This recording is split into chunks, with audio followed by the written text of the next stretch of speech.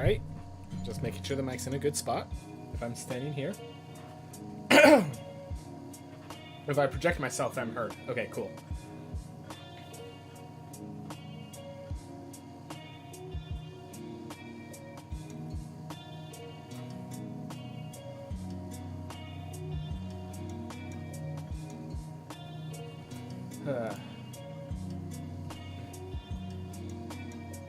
Hey everyone, welcome back to more Magic the Gathering. So, I decided I want to build a few decks, this time alchemy decks. And I kind of wanted to do something with holographic double, which is you exile it to get another creature in your hand and conjure a duplicate of it. So basically you want a creature that if you have 4 copies of it, you're happy and you want more if at all possible. And generally that means the creature needs to win the game in multiples. And the perfect card for that? Rune Crab. When a land enters the battlefield under control, each opponent mills 3 cards. Great way to just start milling my opponent. It is the V win condition, so it's great to have multiple. Sister Reflections gets me duplicates, so I can, even if I top deck a holographic double, the Rune Crab goes back to my hand so I can duplicate it later. It's again more copies of them. Merfolk Windrobber is just a draw card in this deck, but so you'll notice that there's not many spells. So Tasha's Hideous Laughter, of course, works with the synergy milling my opponent. And then, to try to get more Tasha's Hideous Laughters, I have a full set of Cyber Siphoners. This is another card that duplicating is pretty good, and it's able to bring these cards back. But I need to up my hand of spells. So we don't play many counter spells. Most of the way we protect our stuff is March of Swirling Mists to ease the creatures out, or some Fading Hopes to bounce them back. Merfolk Windrobber is actually great because it could block then sacrifice itself, so it kind of acts as a pseudo fade that draws itself a card when it does it. Malevolent Hermit is a good way to counter spells when you don't have counter spells in your hand. Jwari Disruption is a counter spell that I could just play as a tap land if I don't need it, which triggers the Rune Crab, which is always good. I decided to try out some Glassbowl mimics because they're not a spell, and then hey, they could sometimes copy Rune Crabs. A 3-mana Rune Crab is sometimes good enough. And then I have 1 Leer just to see how it feels. I might just have to replace it with a Fading Hope or something of that nature. Just possibly getting our Tashas into play and just putting a threat on board that they need to remove. That sort of stuff. For lands, we have 22 lands. With these, it basically makes 30 lands, so Rune Crabs are more than well fed. I chose to put 2 Evolving Wilds because I do like the effect of double landfall triggers, but I only put 2 because the tap land is pretty expensive. Field of Ruin is where it's at, though. Destroy one of their threatening lands and trigger the Rune Crabs is good. So, I haven't been able to play just this much. I watched someone else play the deck one time, and they got pretty close to winning, so that's why I'm basing this off of. So we're going to try some Ranked Alchemy Best of 1, and just start seeing how it works. And yeah, I'm hoping for success. I did not craft this deck hoping for failure. But, again, not too much experience. The main theme is that all the cards I had to craft were basically the Cyber Siphoners and duplicates. Both of which, if they don't work well in this deck, I'm going to be throwing them in another deck, I'm sure. I have enough theory craft ideas. I love those kinds of cards. We're playing those decks. Whether or not this is the deck for them, those kinds of decks are the kind I'm going to be playing. So, take a little while to load. I will note, we are getting closer to the end of the season, and this is one of the people that are trying hard really come out. So we might be facing a lot of meta decks. A lot of meta decks have very low curves, so the milling 3 cards should be pretty devastating to them. And I'm trying to think what else. We are also only in gold, so while we are facing probably more threatening decks, we are not in the high threatening areas of the ladder. So face the silver player, just shut. All right. Well, we have a Windrobber to do some early mill, a Disruption to stop them, Tasha's Hideous Laughter later turn. I'll do it. I mean, we have a Hideous Laughter and we have a Cyber Siphoner. All right, we're going to hold up the Jwari Disruption 100%. All Alright. Yep, Thalia. That is exactly what I was expecting to see.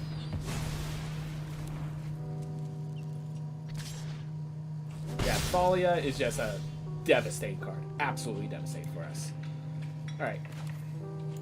This is great. So now we can Tasha's Hideous Laughter, and then next turn, Cyber Siphooners and hold up Fading Hope. Alright. We took out 10 of their cards. Alright, we're facing an Inquisitor Captain deck. Okay, so because we're facing Inquisitor Captain, it's important to note how many 1, 2, 3, 4. Okay. Alright, I'm going to play this. And we're going to Fading Hope the Torrens. It's whenever you cast a creature spell. Okay, I'm just going to Fading Hope that now. Not going to take the risk. They only have 3 cards in their bin. And we could bring back the Tasha's or the Fading Hope. Chances are that the Tasha's is going to be much more important to bring back as it's a win condition. Can't use the sacrifice effect yet. This is basically supposed to be a card draw, but alright. Tap target permanent. Alright, taps a land. Alright, if they play the other one to tap another land, I will have to respond to them tapping the land by playing the Cyber Siphoner. So I can't trick. The idea of not playing that yet is to trick out the Hopeful Initiate.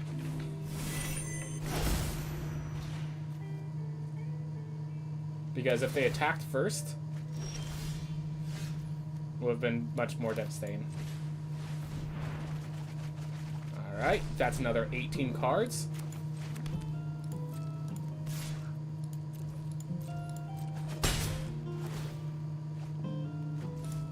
Alright, 6. 2 more, and this thing triggers. Unfortunately, this is the flaw of Evolving Wilds because we play tapped. And we're saving the Cyber Siphoner to block that Hamlet Vanguard. They should attack with a Hopeful Initiate here. It's going to become a 2-3. Yeah. 1, 2, 3, 4, 5, 6, 7, 8.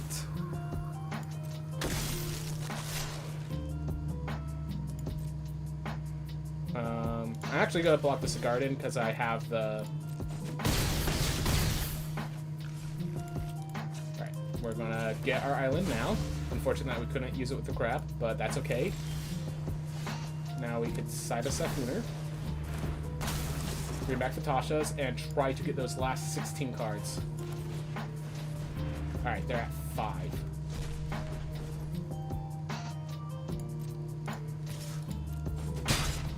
Alright, so now they have 8. Don't play this land, and just end the turn. I block the Hamlet Vanguard. If they kill the Cyber Siphoner, I am dead. But if they don't, Merfolk Windrobber is a card draw. Also, Sigardian Evangel is also a kill. I just realized that. That attack was scary. If they have a Sigardian Evangel, that attack meant nothing. I could, even if I draw Fading Hope, I'm bouncing back the Hopeful Initiate, leaving myself at 3 health. We are in a dangerous spot. By 1 turn, it looks like we're not fast enough. And that Evolving Wilds was the costly thing. So I think we might just have to rip those out. Unless we survive this turn. Alright, 1, 2, 3, 4. Alright.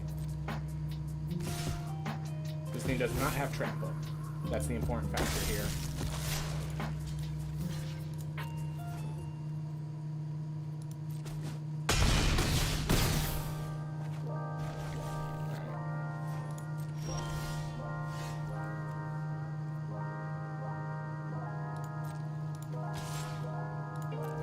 Just realized this thing can block. Luckily, this can sacrifice in response. And we just need 1 mill card.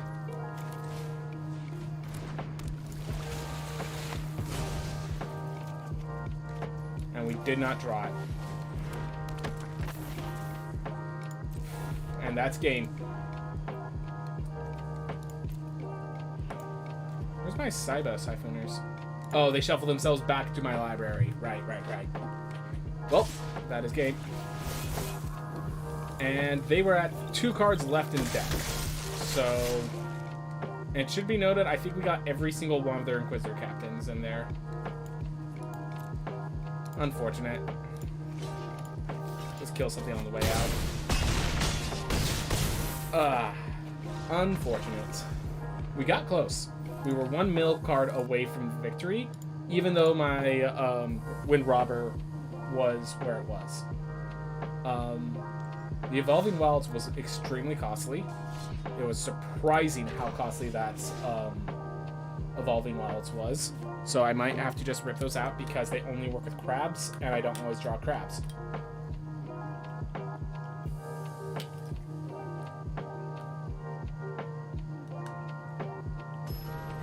Alright.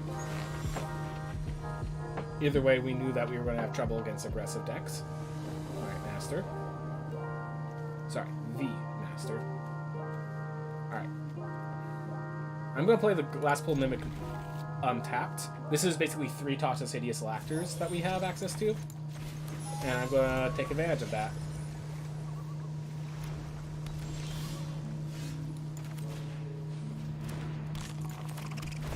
Alright.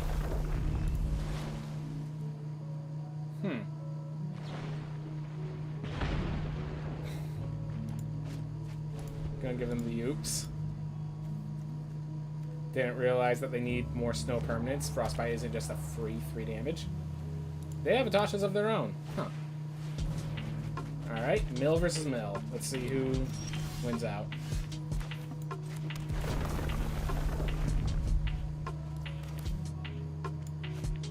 Kind of want a Malevolent Hermit here. Yeah. I'm going Malevolent Hermit here. Act as a counter spell. The next turn Katashas. Alright.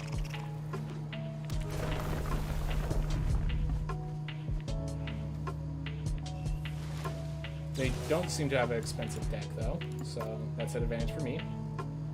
I'm gonna let that resolve. I'm not gonna spend the cost of countering.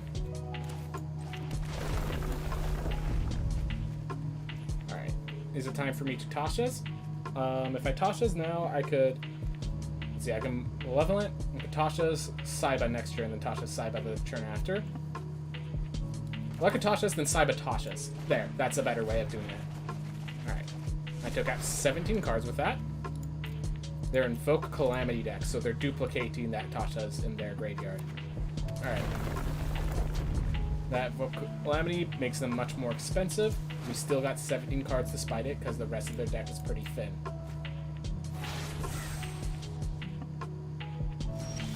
Alright.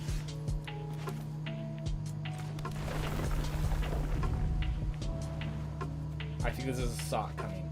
So, I'm still going to play the side of Siphoners. Because I want them to counter the Saiba, if I can.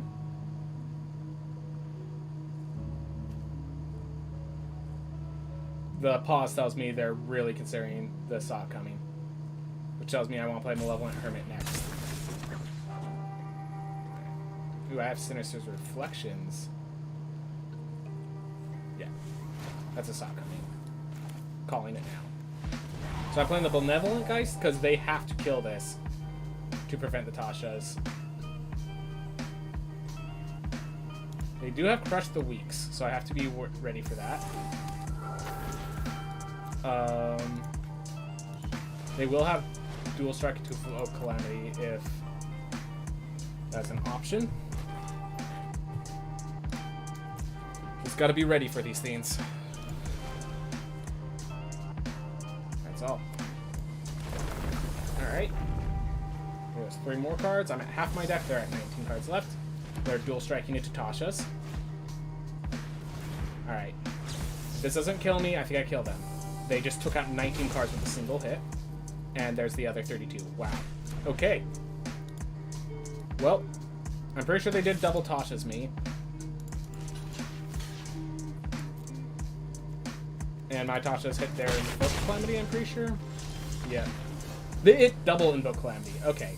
So that was literally just the expenses of their deck were greater than mine, and that was the costly factor. Yeah. So this deck is about duplicating the spell instead of trying to duplicate the creatures.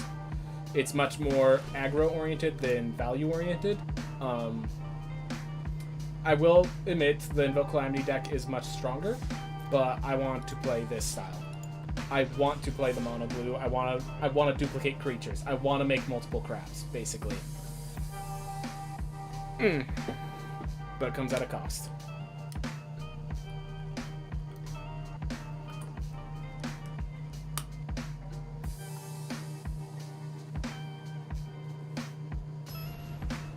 No mistakes, only happy accidents when you try a new strategy. Well, not blocking when it's lethal damage is not a happy accident. Alright. Whoa. I think I have to mulligan this. I have no ways of even setting up my tools. I have lands and creatures, but no setup.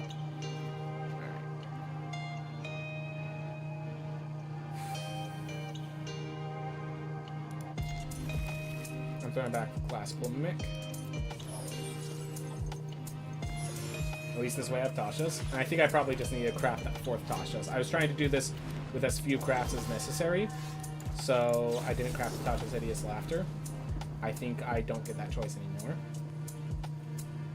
It's just become clear that Tasha's is a very powerful card, especially when you get to duplicate it. Unfortunate that their Tasha's. Apparently, my deck is vulnerable to Tasha's to the point where 2 Tasha's took out over half my damage. So, that was unfortunate.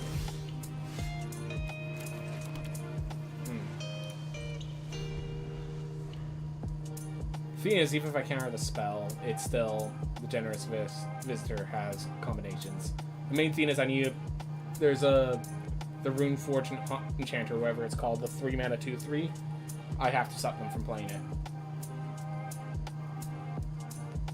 If they just attack, I think I will Fading Hope, the Jukai Naturalist. But this is what I needed to counter 100%. Alright, so I'm going to Fading Hope whatever they try to buff with the effects. Alright. Wind Robber, unfortunately, does not work well with Tasha's Hideous Laughter.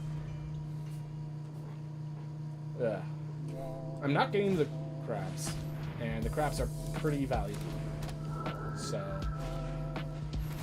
alright, whatever they buff up, I'll have to Fading Hope. I don't care about their life gain, and I'm sure they've recognized that.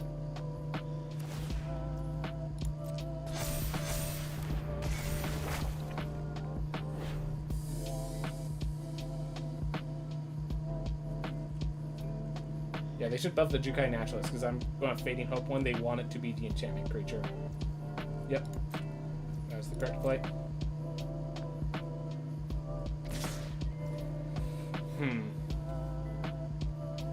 Might actually be better to Sinister Reflections the Wind Robber? No. This is only 4 damage. I think I just take this and Fading Hope. I'm going to Fading Hope the Visitor, actually. We're gonna just take some damage.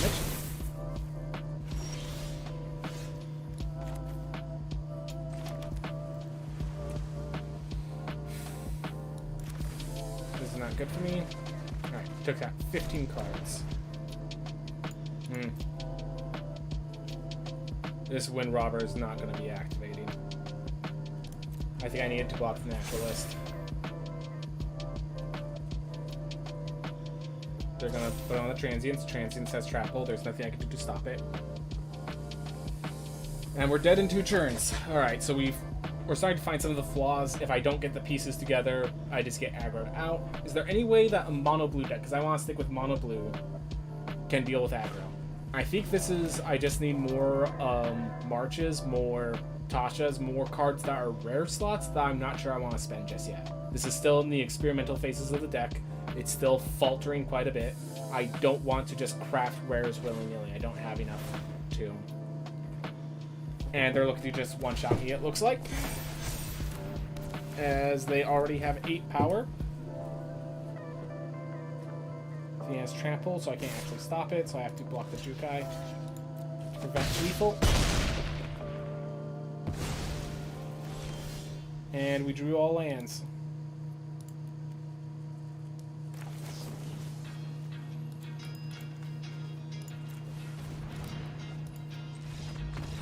Yep, okay. Doesn't really work when I get aggroed out, which is something I should be expecting this meta. Because I'm expecting it, I think I need to move to more aggressive spells. I need more Fading Hopes, if nothing else. Alright, so let's go back to the deck. Let's see. If I'm to have 4 Fading Hopes and knock out the Leer, this is never going to see enough play. And a Wind Robber, because I've had this multiple times, and it's not a good card for this deck. Again, the reason I'm worth the rares where I'm at is because I do not have as many. I want to be careful how many wild cards I spend, and those cards are rares, and those are the most valuable wild card because, like, every time you try to fix up your mana base, you're using a ton of rare wild cards. Like, I think to have a perfect mana base ace right now for whatever deck you're crafting costs you like 100 rare wild cards. You can't do it easily. So with that, we have all the Fading Hopes we need.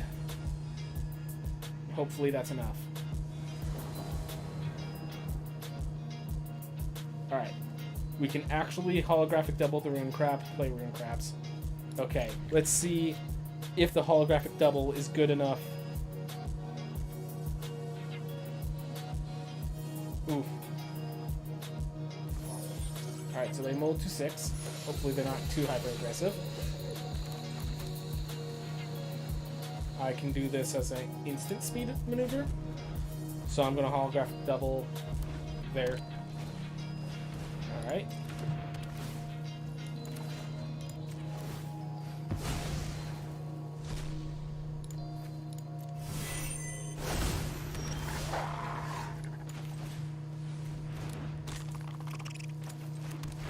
I'm going to play the Wind Robber.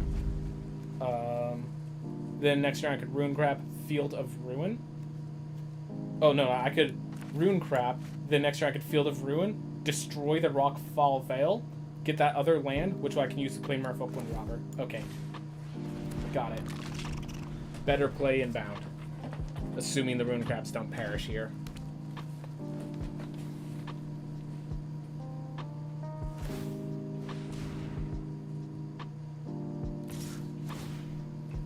So we are taking some damage.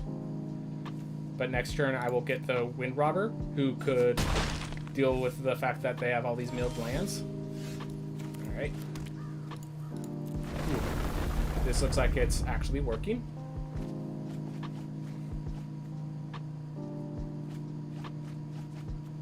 Alright, and we have enough in the grave to actually trigger it properly. Hit that thing instead of the land. That's funny.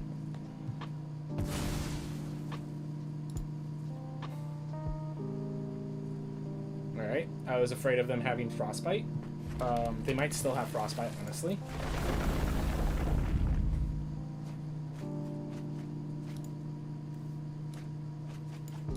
Halana and Elena sort of deck. Makes sense. Halana and Elena does not get trample, correct? First strike and reach. Alright. Good.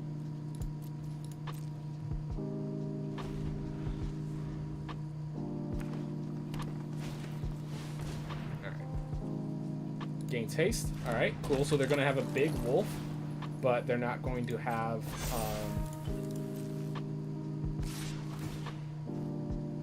other sort of things.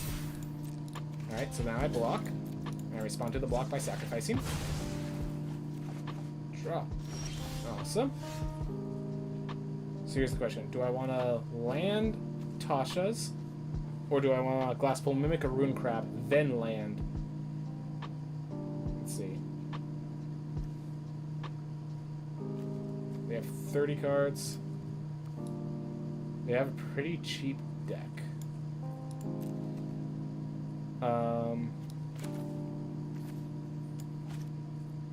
Yeah, I think I like this, actually.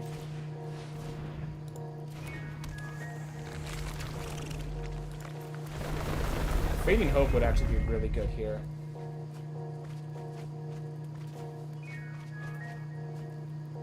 go. Less and less cards in their deck. Another Ranger class. They're attacking Wolf. Alright.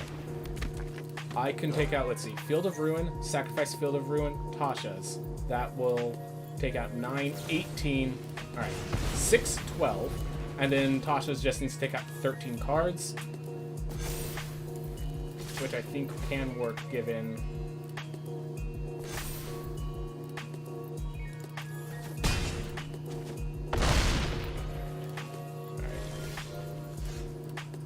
Or I could crab. If I crab, I can't Tasha's. Right? 4. If I crab, I can't. I have to choose between Field of Ruin or Tasha's. And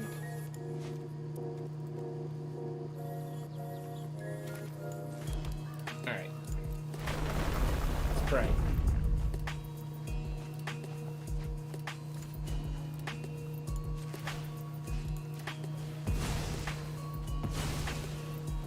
Okay, and now this Tasha's Hideous Laughter just needs to hit the last 12 cards of their deck because they took out a land, right?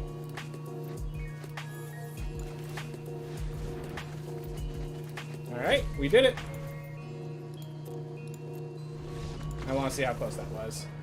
Oh, also should I note, if I got 11, that Werewolf Pack Leader is not a you may draw, it's a you draw. So this would have... Yeah, so they could not attack with a Werewolf Pack Leader, meaning I could have blocked block. Next turn, Saiba Tasha's again. Alright. 1, 2, 3, 4, 5, 6, 7, 8, 9, 10, 11, 12, 13, 14, 15, 16, 17. Okay, so we got kind of close in the prices. Worth noting. Yeah, unfortunately, as much as I'm enjoying this, it just seems like the answer is Tasha's is better done with a deck that could duplicate the effect than a deck that keeps recurring it. Or at the very least, the Saiba Trespasser replay is actually more potent. We still haven't seen our March. And yeah, then we get hands like this, and it's like, well... By the way, I do not understand why they have the hand smoother when they could have, Can't even find the word right now. Alright. I want to try this out, but right now we have a better play. We have better plays. And the better plays need lands. Do I trust that I draw more lands? Yes. I have effectively 30 lands in this deck, so yeah. We trust we have better. We will draw lands. Alright.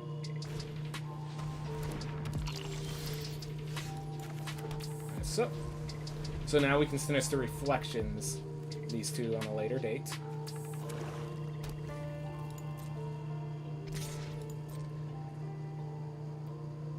We're gonna Ninja it.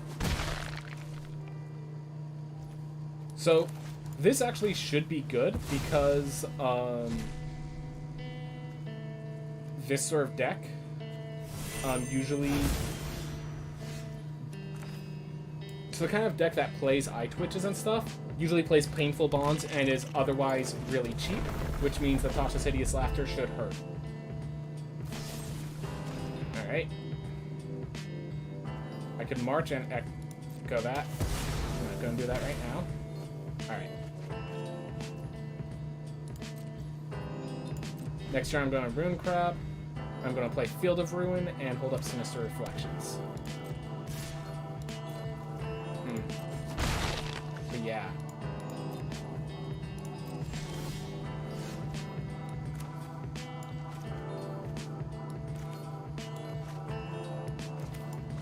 Actually, I think it's better to Field of Ruin, hold up Malevolent Hermit as counterspell.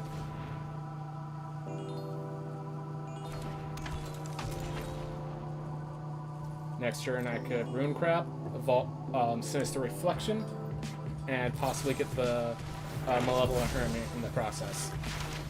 Do I want Deadly Dispute? No. I just don't want Deadly Dispute. Alright. they're bringing out more sacrifice fodder, but they're not bringing out ways to pressure my creatures right now. If they just place past summoning, I'm happy. They should draw their cards, make themselves. I could counter this.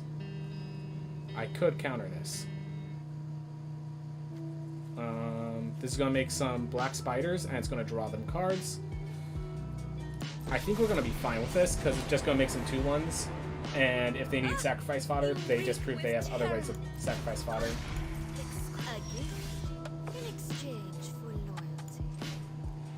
Alright.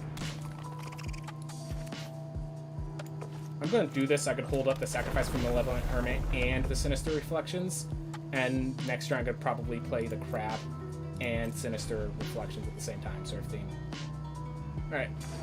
We take 4 off of these guys. They lose life to draw cards.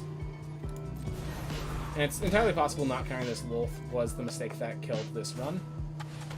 Say Stalker Connoisseur. So if I Sinister Reflections, the Malevolent Hermit goes instead of my creatures. I like that. And then I lose the Malevolent Hermit.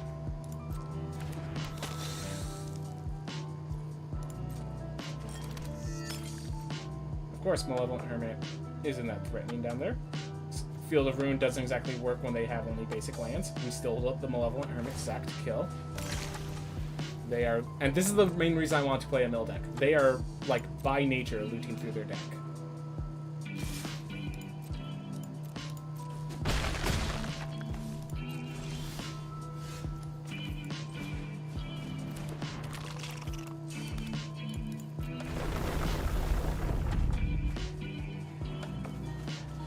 Alright. I do need to find a Tasha's, though. That is definitely, like, a priority. And I think I save up the... I look like I'm holding up the Malevolent Hermit. In fact, I am holding up the March of Swirling Mist. I will starve their controllers next turn.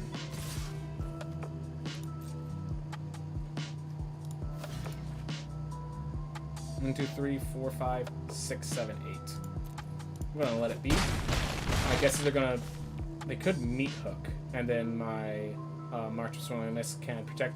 Well, if they meat hook, I can sacrifice Malevolent Hermit. Let them on the snow. Let's see what's in here that they can pull out. Say Stalker Connoisseur. Nothing of concern otherwise. I'm just gonna sacrifice this thing because they could bring back the Say Stalker, and it also puts a bunch of counters on Wolf. And I just don't really care for that sort of stuff right now.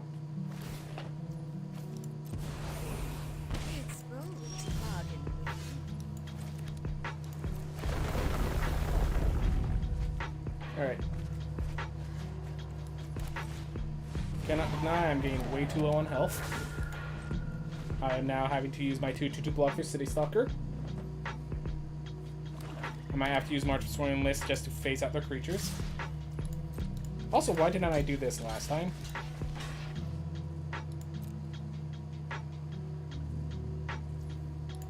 Alright. Very much reduce their damage output.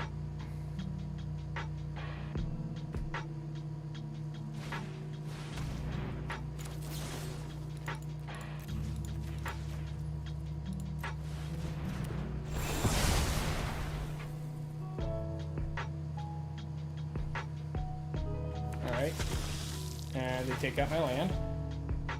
And Wolf gets them their creatures back effectively. Not being able to trigger my Field of Ruin hurts. And not being able to play Tasha's also hurts.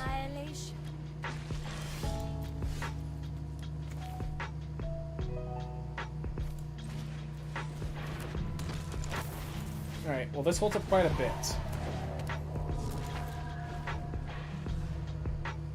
I could really use something that's not a land, something that's a resource. Pest Summoning gets you see play. I'm okay with that. I am not okay with Sanguine Brushstroke, I don't think.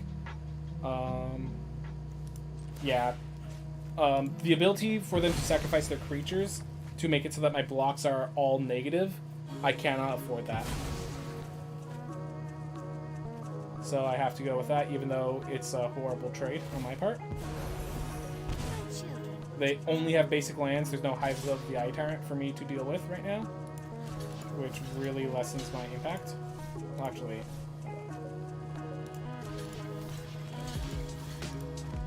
I have to do the thing that keeps me alive.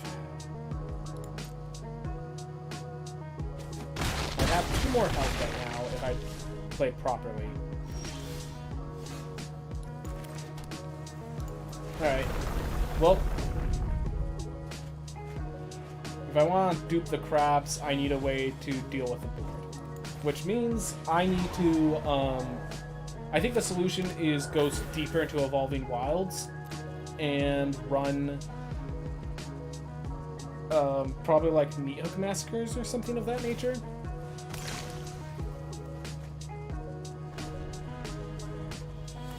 But yeah, I'm just not aggressive enough to deal with these boards. But we will catch you. Yep. And now if I block and anything dies, I die with it. And they just swing in and that's lethal. Okay. So this deck is just missing a resource, effectively. And that's the game and then some. Alright. So this deck just is missing pieces. This deck is just flat missing pieces. The March of Otherworldly, like, we use that to save ourselves from Board Sweeper and still wasn't enough. That's not a good thing to run into as a fact of the matter. There's just something significantly missing, which I understood that was a possibility. But, alright, so Glassful Mimic doesn't feel like a card. So let's pump this up to more of those. Let's add black to the mix as kill spells and solutions. Meat Hook. I just happen to have 4. That's great. Alright. We will have to add black mana later. I think we could pull out, let's see, what else is not performing? Wind Robber wasn't performing. Swirling Mists.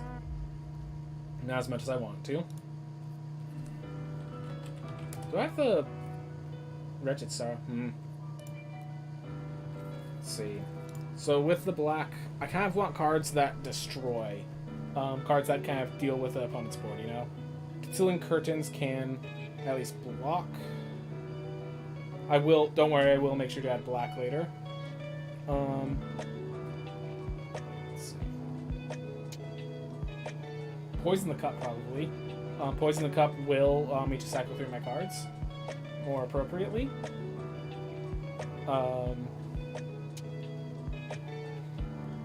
Then I could cycle it. So I gotta keep in mind that one of the things is I'm cycling it back. So.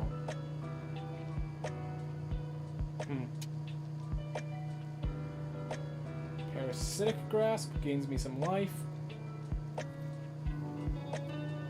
I want something that I could play pretty easily if I need to. And Poison the Cup's ability to just go into my sideboard when I need to. It's pretty nice. Do I have any Hagra Maulings? Not enough to justify it. Alright. Now we just get lands. Where's my good looking lands? There we are. Let's grab these guys.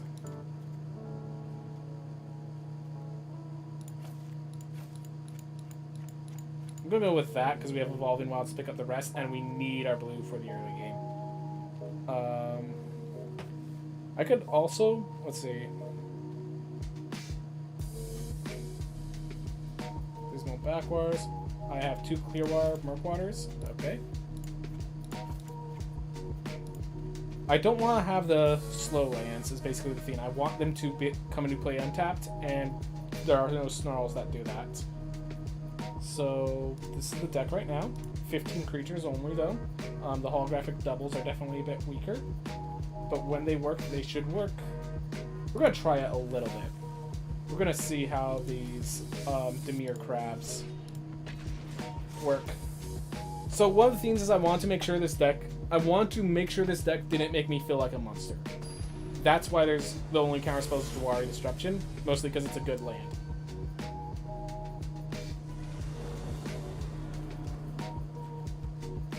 Alright. We have Fading Hope. Poison the Cup.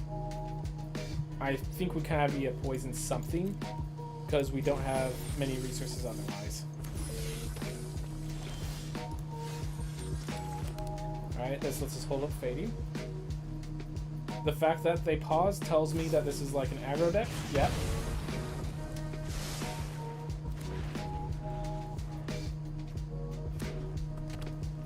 See, I think Fading Hope being whatever they play here might just be... I can't Fading Hope a Kamano.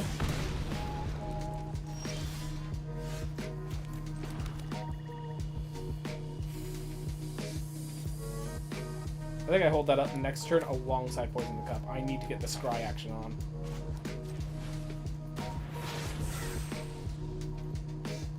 Alright, so they're gonna play a big creature, is my guess. Alright. That's exactly the sort of card I want to Poison the Cup on. I have to Poison the Cup or Ruin Crab. I can't do both. Alright, yeah, we're going to Poison the Cup and play a tap Jawari. Next turn we'll Ruin Crab, play the Evolving Wilds for black surf stuff. And we don't want to make Ignite if I can help it. Cyber Siphoner, Tasha's. These are both good cards. Just wondering if I have enough time to play them. I don't think I have time for the Saiba. I'm gonna be next turn. I'm gonna be Evolving Wilds and playing it tapped, so the deck's gonna be shuffled anyways. All right.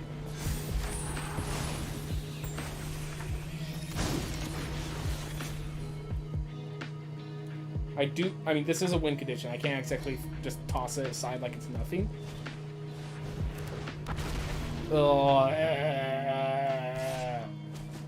Of course, this more aggressive deck has Town-Raiser Tyrant still. I kind of need that land right now, so I'm taking 5 more damage. That's just the matter of things.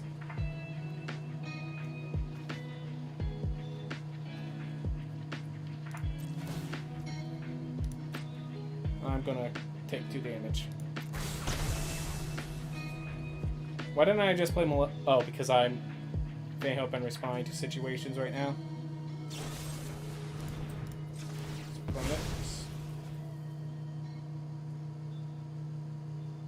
Get my Swamp. Alright. So I can actually bounce the Town-Raiser and sacrifice this next turn so it doesn't have a target.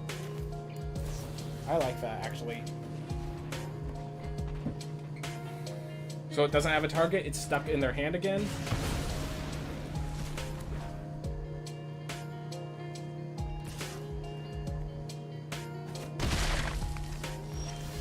Alright, cool.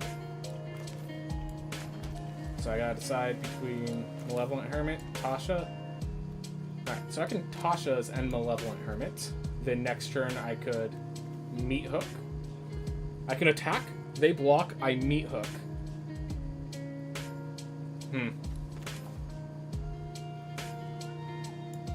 I have to play this at some point. Let's see how much of their deck that's exiles. Feels like this is supposed to be an aggressive deck, but then they have those Town-Raisers and it baffles me. Only took 10. They're in Raiju's. Yeah, it looks like we got the expensive cards. And I think this Malevolent Hermit's getting abraded or shocked or something of that nature.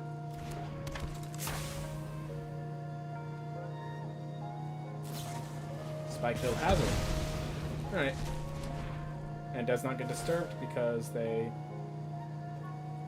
need to prevent that. I'm going to sacrifice. I know this means that I'm even further from ever Meat Hooking the Town-Raiser, but I think I just have to accept that that Town-Raiser is going to be a prevalent part of this battle. Yep. This goes 2. Actually, I could poison the den of Bugbear. Or I can Fading Hope it and foretell the Poison the Cup. Depends on what they do here, basically. Yeah, only getting 10 cards off of that Tasha hurts a lot. Alright. They're going for the lethal that way.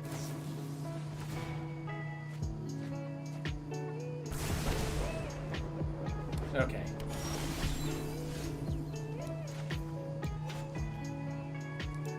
This leaves me a March Swirling Mist.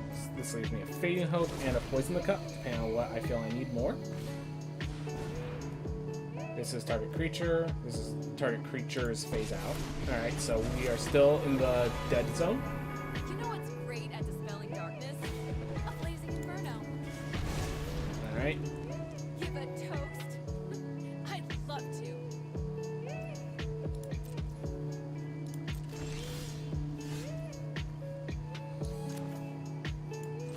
This is really bad. Like, I'm not sure it could get worse. The problem is we have so many lands and no crabs. Yep, this crab deck, I think, unfortunately, is faltering. Mill has to be either more aggressive or more combo-y. This is more of a control base without any control with no counter spells. That's the issue. This is a warning shot.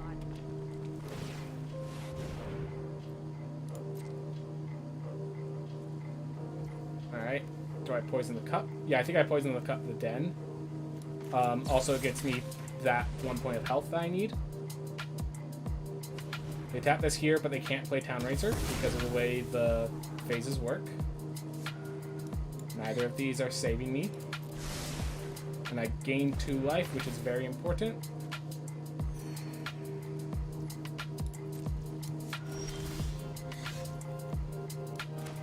Great. Alright, we still are dying to Chandra in just a few turns. I hope doesn't actually save us. Aw, you're looking a little singed. Alright, I think I'm finished with this deck. It's just not lining up against the metagame at all. Everything that I've faced in the metagame is just either more control-oriented. Like, so one of the things is I try not to be the bad guy when I'm building these decks. If it's a control deck, it's more like I'm not stopping you from doing your theme. It's just my theme is more overwhelming. And doing it that way means that this deck just isn't good. I think it's just what I learned.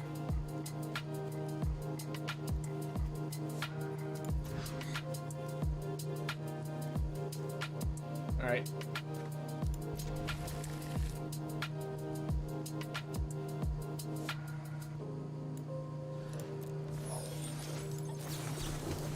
Oof.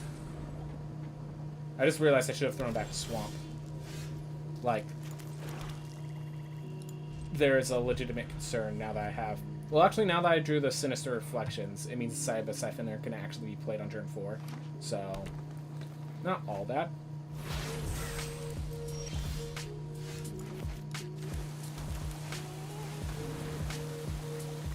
Alright, and that took out 12 cards.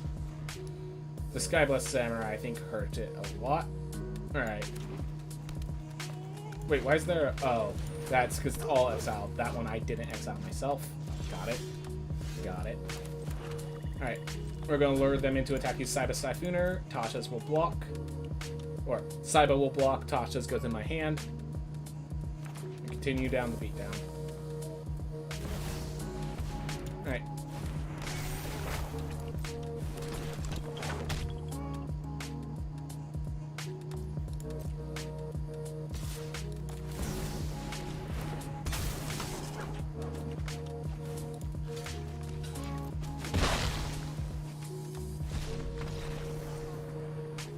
Okay, so we found the strong part of the deck. It's Cyber Siphoner. I wonder if I can rebuild this. So I think if I rebuild this deck, I'm taking out the crabs. I'm focusing instead on Cyber Siphoner.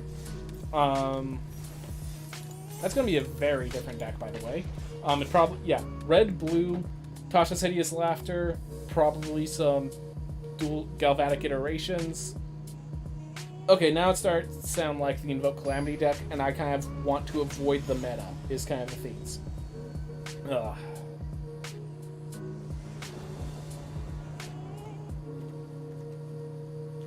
One land. Alright. I'm gonna throw back the holographic double. Or let's see how well the Siphoner plan goes.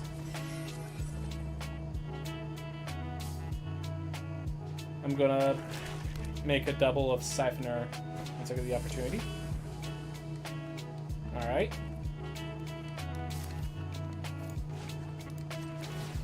Gonna make another Siphoner. And so they take my Tashas, and I just put it back to my hand later.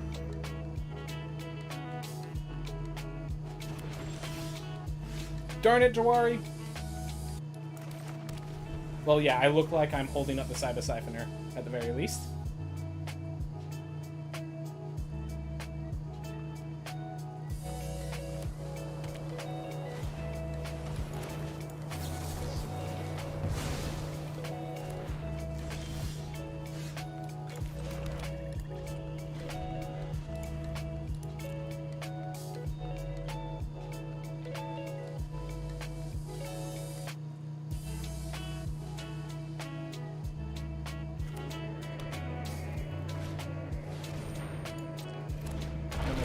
Off that.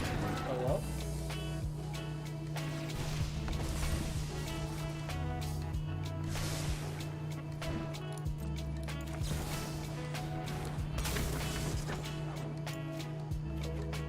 This is not as... like, this is a much more durable deck compared to the previous ones. Alright. I have a Fading Hope. I'm gonna try to get them to tap out first before I... Alright. Do I Fading Hope the Nadar, or do I Fading Hope the Siphoner? I think I still do the Nadar. They played a land this turn, I believe. I'm gonna let them do this because that shuffles into my grip deck. I want them to... I want a Goblin. Perfect. So now they don't have the land. Makes this more devastating. Sure.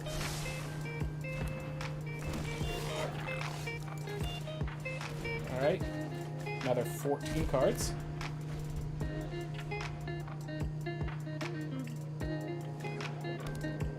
And this also protects us against High Tyrant a little.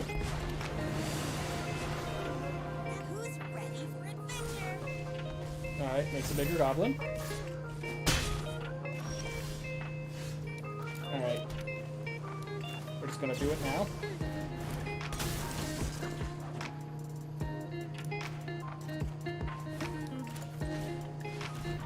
Alright, 9 left. And as they draw cards, it's actually good for me. There are so many things to see. So they have 7 cards left in deck. So I have a Siphoners will be in my deck. Alright. Dungeon of the Mad Mage. I would have gone for Tomb of Annihilation. 100%. Can't play that. No reason to reveal that to my opponent. I hope our Oh. cross again. Time for the big finale. Ah. Well, if I draw a swamp, I'm fine. If I draw anything else, I'm dead already.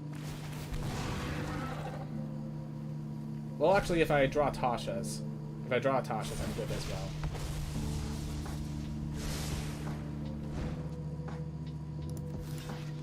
But yeah, I guess Eliwix being -6 instead of -7 was actually significant. I forgot that was a change they made.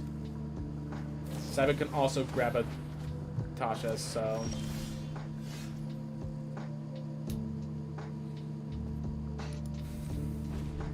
yeah. Unfortunately, it's a scry, not a card draw.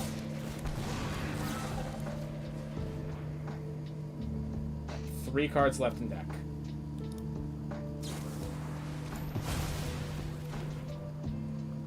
hook couldn't trigger because I didn't get the lands. Okay. Okay. Well, that was me not realizing that comes out so early. Okay. We got them to 3 cards. That feels a bit better. That feels a bit better, even if it's not that good. Okay.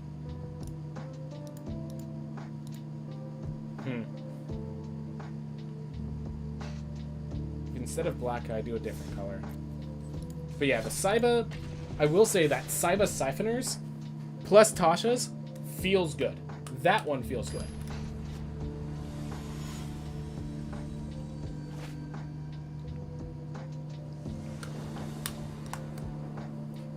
I don't have the rares for it, but I think the correct answer is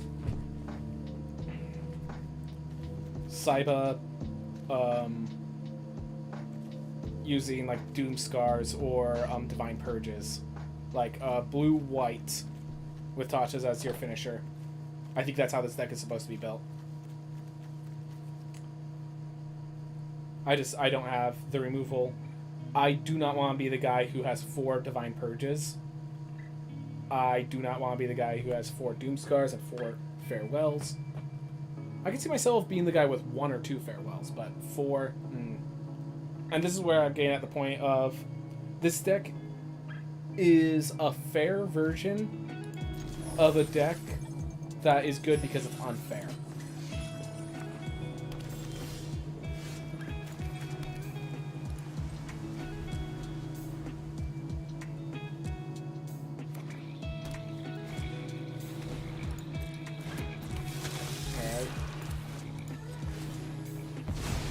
I know we're facing an aggressive deck.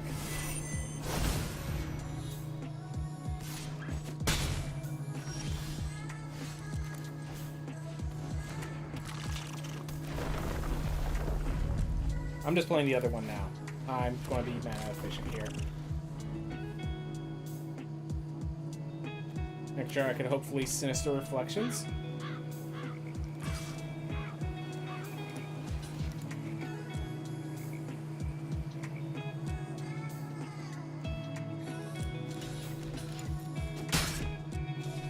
Show me. Yep, didn't think so. Alright. No more cards. Alright, let's see. We have... Alright, so I could even Sinister Reflections into more Rune Crabs in play right now.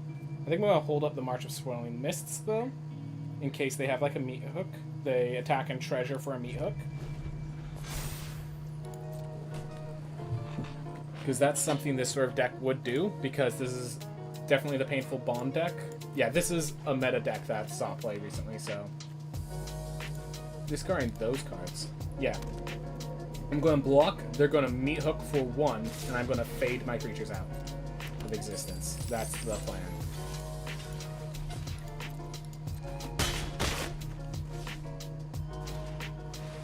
See a Stalker. That takes my Saiba Siphoner. I'm okay with that. Is that all they are doing?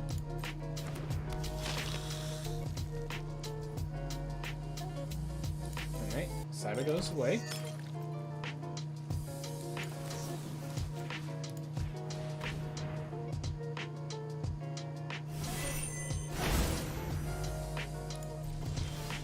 Alright.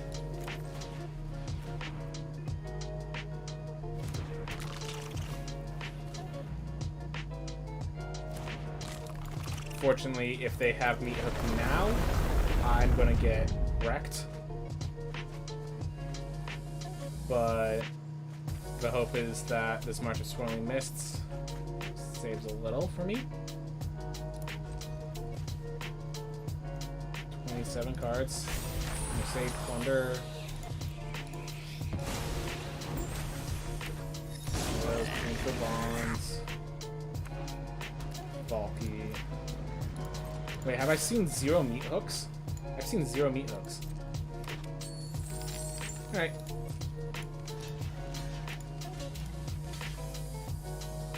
Honestly, if they meat hook now, I'm okay with it. Ooh. Copy cards in your hand, we Hearthstone now?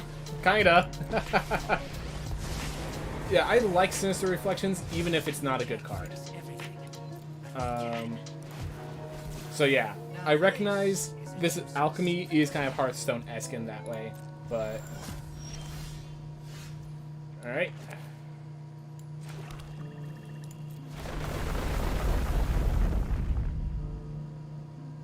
So what I'm going to do is they're going to try Reflections to take out one of my cards, and I'm going to phase out their entire board instead of my board.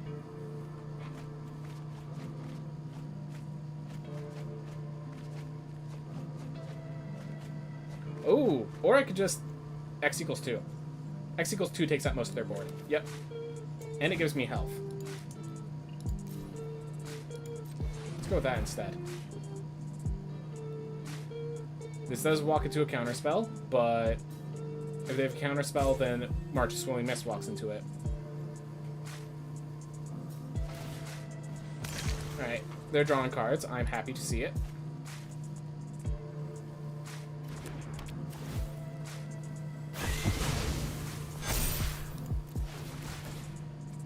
Go. Alright, how's it going, AC? Glad to have you here. That being said, our deck hasn't been faring too well. So we just kind of move forward, but this is the deck that I want to hunt. The 2 or less deck. Just doesn't really have the resources it needs to respond effectively, because it cycles through so much of itself. The only Colt Anvil version is actually, I think, devastated even more. Because the experimental frenzies go through so much of your deck. Alright. I'm assuming they're going to be bringing out another Infernal Grasp or something of that nature. They Painful Bond, I'm happy. Oh, Molten. Got it. Alright. Well, we lost 2 of our crafts, so we actually need to draw an additional land for us to win. Alright, we take 6. But we move forward. And let's see.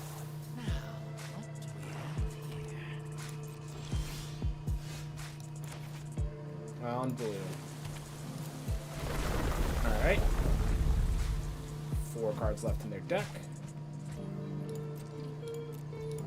And I think if they attack, I think when they go into combat phase, I phase out the entire board. Because that... Alright, we're at combat. Perfect. Submit 0.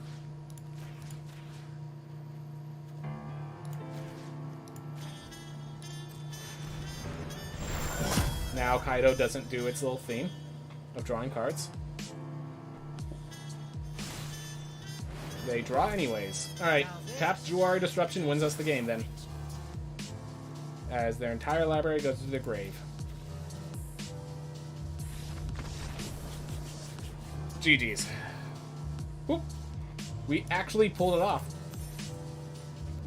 We duplicated crabs, and we won the game. We still needed Meat Hook Massacre, but we did it. It actually worked once. That is as much a success as I am looking for, honestly.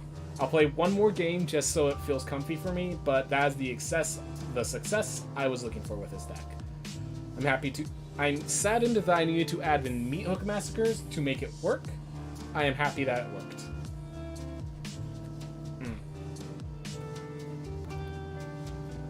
Oof.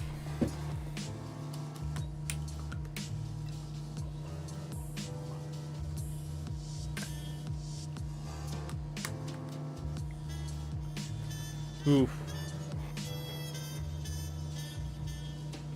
Deep breaths. Let it go through. Pass in and out.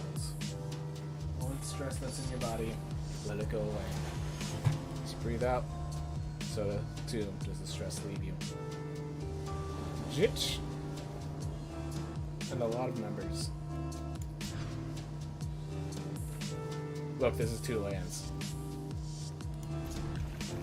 I don't like this hand.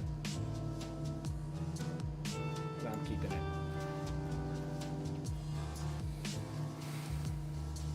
Can I I feel like Sinister Reflections might be the card that actually goes. Yeah. This comes in play tapped. Yeah, we're winning with Tasha's here right now.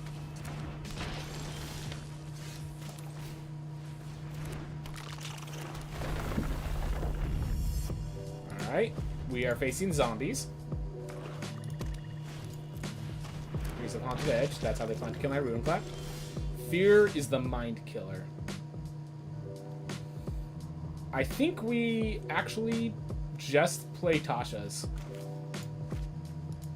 Like, Ruin Crab's dying to that. There's gonna be... We save this for, like, Evolving Wilds or something.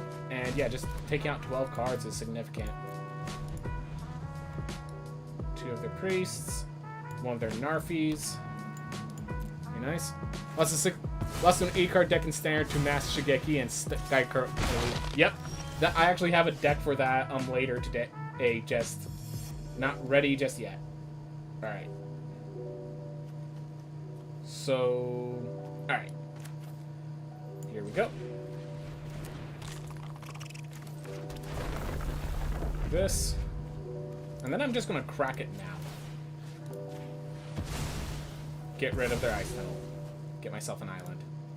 I probably should have grabbed the swamp there, actually. If I draw another island... Actually, if I get another island, I can Tasha's and still Saiba. Alright. Necro-duality. But now my Tashas start triggering, and there are 10 cards left in deck. Alright. Oof. But yeah, 80 cards. Why is the deck 80 cards? Are they just like milling through their entire deck often enough that it becomes a concern? Alright. And this should do the job. Half the deck was milled by the triple Tashas, which is every Tasha's in this deck. Okay. And we just ranked up using this deck. Of course, gold, it's easier to rank up than down, because you only lose half of a much when you get a win, but... The deck, after some changes, actually did some work. Got me this little booster pack, and got me some wins. Actually, we could count, because I didn't play before this, so it gave me 4 wins. And those were all mostly near the end, which means that the addition of black was significant, even if the Poison Cup never showed up, the Meat Hook showed up. Probably just replace it with an Infernal Grasp or something. And again, I'm trying to defend myself, so...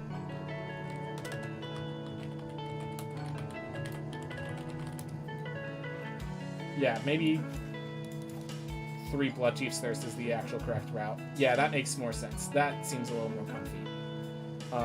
March of Swirling Mist didn't feel too impactful. I feel like something like this is actually how I'm supposed to be playing it. Because the holographic doubles need the other cards first. Yep. But yeah, that's something of... That's kind of how I would do this crab deck. Unfortunately, I have to still play black removal, because mono blue is just not enough for this. But, hey, we got Ruin Crab's kills, we got Tasha's kills with Saiba duplicating instead of Galvanic Iteration or whatever doing all the duplicating. So, I consider that a success. I consider that a success. I recognize not everyone else does. The deck worked well enough. Well enough. Adding the black, unfortunately necessary. But hey, everyone, I hope you guys enjoyed that. I hope if you go through your own mill strategies, you find one that does involve just copying the meta deck. Even the Invoke Calamity version, there's a body of research version that I liked better than the Tasha's Hideous Laughter version. This card, if you do this improperly, this is a unfair and unfun deck. So I was trying to find a way that makes it more aggressive and more entertaining. Unfortunately, we still have to add kill spells. Unfortunate. Nonetheless, hope you all have a wonderful day. And for those of us watching the stream, I'm going to just change some stuff, and we're going to move to the next deck.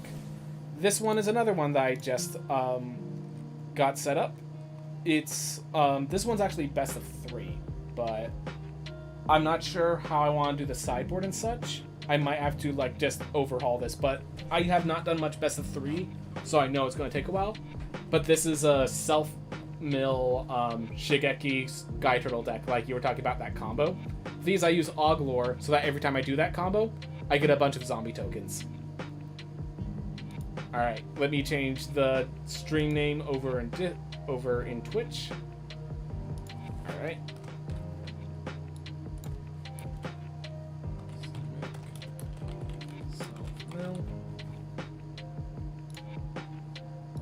There we go.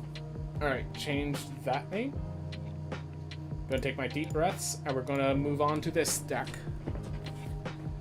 Alright.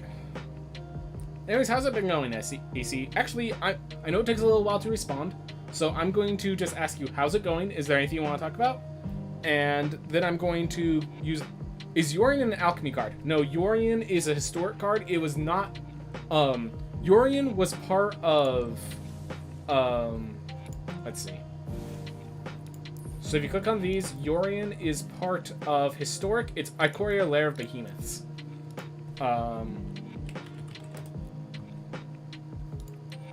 Did I misspell it? I'm just gonna type in companion. Yorion Sky Nomad is part of, yeah, this one over in historic. So the companions no longer plague alchemy, if that's what you're worried about.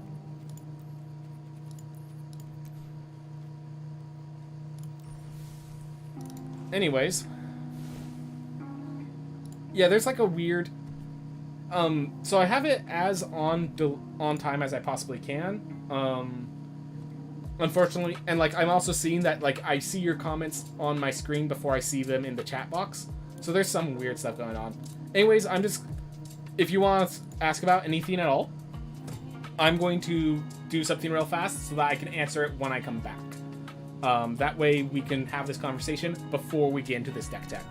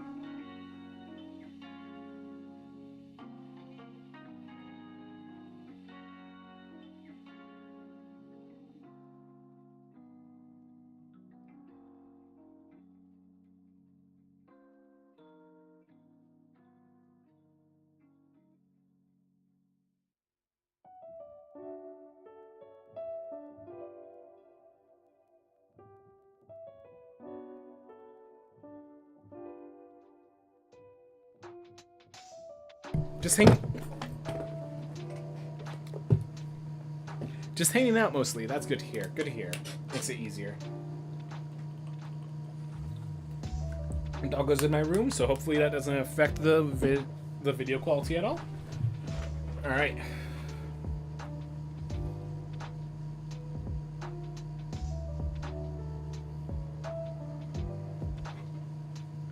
Hey everyone. Today we're playing a deck that I've iterated a bit on, but I've never been able to play it myself because I haven't crafted the cards. This time I finally just gave in, crafted a bunch of the cards, and this is just the first iteration of it. I built a sideboard and such because I want to try best of 3, but I'm not sure how this is going to perform in best of 3, but we're going to figure it out as we go. So the deck basically goes over Oglor, Devoted Assistant. Whenever a card goes to put your graveyard from library or hand, it perpetually gains against the 2/2 black zombie. This scales if you put it in the graveyard multiple times. Colossal Sky Turtle is a way to channel. It discards itself to put a card into your hand. Shigeki discards itself to put a bunch of cards in your hand. Weaver Harmony can duplicate that. And the new card is Kami of Bamboo Groves, which allows us to just basically be an arboreal grazer, get additional lands faster, so we could go straight from 1 to 3, which is important because we have some good counterspells. Mirror Shell Crab's kind of a counterspell. This is kind of a draw effect. Wash Away is basically a counterspell. Malevolent Hermit's a counterspell. Like, you'll notice that we have a bunch. We do have a bunch of one-ups because I was playing best of 3. I want to. What I realize is because I can put a card from my graveyard to my hand, and I have a bunch of cards that mill me. What happens is this card can kind of fetch out the exact correct answer if I have a bunch of one-ups in my graveyard. Outland Riddler was just a great way to destroy artifacts and enchantments. I decided to have 4 Quandrix commands because 2 of the big decks are Naya runes and like a Rakdos Onical Anvil deck. Turns out the Onical Anvil might not be as prominent as I expected, but I was thinking I also saw some discard, so I put some Orvars in the sideboard. From the best of 1 experience, I'm not sure this is the case, but best of 1 versus best of 3 may be different, so we're going to try in best of 3 whether or not it works. There are 26 creatures in this deck, so that death bomb triggers. That's why these Mirror Shell Crabs, instead of just Sock Cummings or something of that nature. And worth noting, we only have 2 Divide by Zeros, because we only have Environmental Sciences, Containment Breach, and Teachings of the Archaics that we want to run. And these 2 are kind of matchup dependent. In fact, it is entirely possible that the correct answer is to rip out the Divide by Zeros, bring 2 cards in my sideboard into my main deck, and then basically have 5 new sideboard slots to spend on things. As for the one-ofs, as you saw, there was the Malevolent Hermit, there's the Wash Away. We have an Essence Capture for the creature decks, a Negate for the non-creature decks, so I could choose between these 2 as our 2-mana counterspells. Inscription of Abundance, because it's the 2+1/+1 counter sometimes just saves a creature. That's actually why Quandrix Command is so great a lot of the time, because it has that plus other effects. Then it can also fight if I need to, but another thing is it makes me gain life equal to the greatest power. So I could buff a Weaver of Harmony to a 4/4, gain 4 life, then like return it with a Colossal Sky Turtle or Shigeki, and do that again. So in the decks that just like slowly drain me out and build an engine that way, I can gain life out of that situation.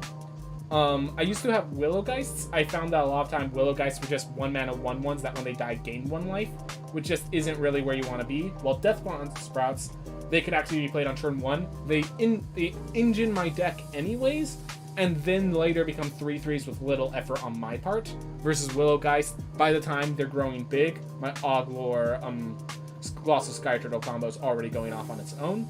And we're going to see how Kami of the Bamboo Groves goes. And because of this Kami, you'll notice we do not have any man lands. We have 24 lands straight. 24, right there. And so it's Forsaken Crossroads to scry, Cascades to get our mana fixing, 1 Boseiju, 1 Otawara, because of course. Only 2 halls and 1 lair. I want to make sure I have as many untapped lands as I can manage. And our sideboard has some Tangle Traps for like the flying matchup. I'm not sure how important. I might need 4. I might be able to switch this out for something else. I have no idea. We will be figuring out the sideboard situation later. I just put a bunch of one-ups, honestly. And then 2 of the things that I was more concerned about. I will state, I do not have much experience with best of 3. So this is going to be a new experience for me. But we're going to try it. Ooh.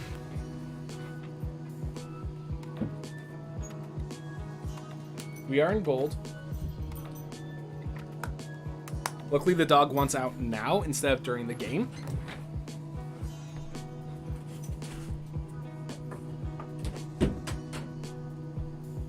Alright. When this deck performs, it looks fantastic. I have no idea how it's going to perform when the opponent knows what I'm doing. And yeah, I also have no idea how this will how I'm supposed to sideboard. I will state part of this deck is me learning how to sideboard.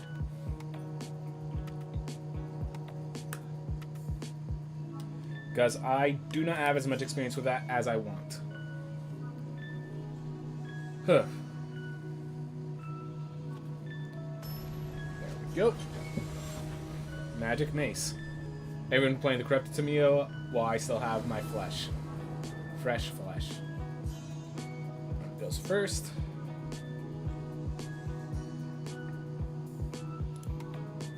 I'd be shocked if they don't play first. Hopefully with 24 lands, I get a consistent good hand. If I flood out... Alright. So... Forsaken Crossroads on blue. Then this, play Weaver of Harmony or Hold Up Negate. And then I could Dream Cascade. Yep. Alright. Full Initiate. Alright, so we are in trouble suddenly because we are facing mono white aggro.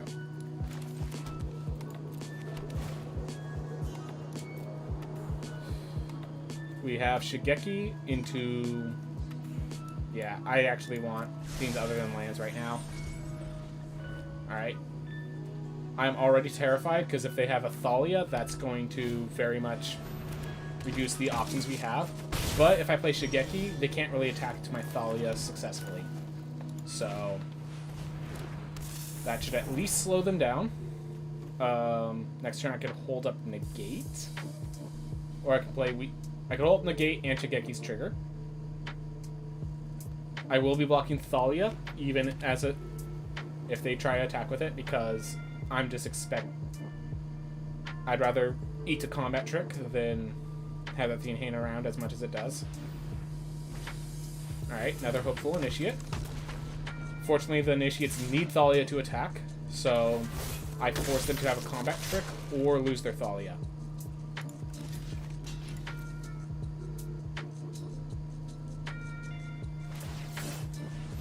Alright, well, they had a combat trick, so now I'm in bad trouble. Alright. Do I just Oglor? Next turn, Weaver of Harmony, hold up a Sky Turtle. Let's see, they're going to be attacking with a 2-1 and 2/2/3s. Yeah, I need to Oglor and start getting my engine going now, I think. I think I just have already fallen too far behind, honestly. I'm not sure what I'm supposed to do.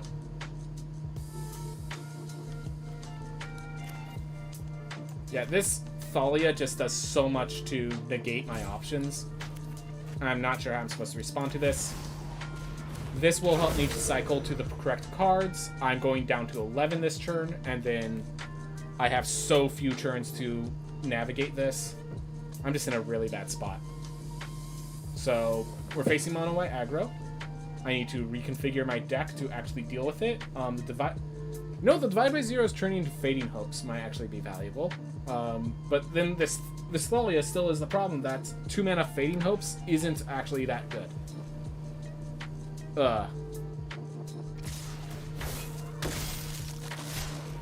You're playing a 230 card deck.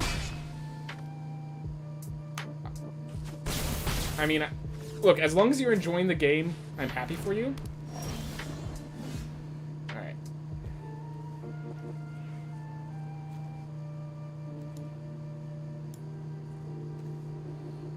I'm dead very soon. I'm not sure what I'm supposed to do. I can't...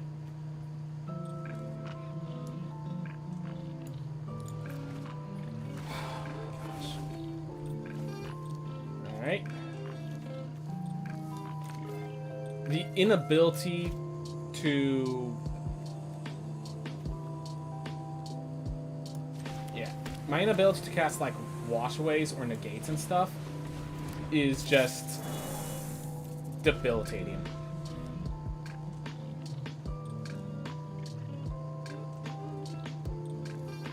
Oh my gosh, I came into play tap because of Archon of Emeria. And I think that just closes the game. 1, 2, 3, 4, 5, 6, 7, 8. Alright. Oh wait, they can only play 1.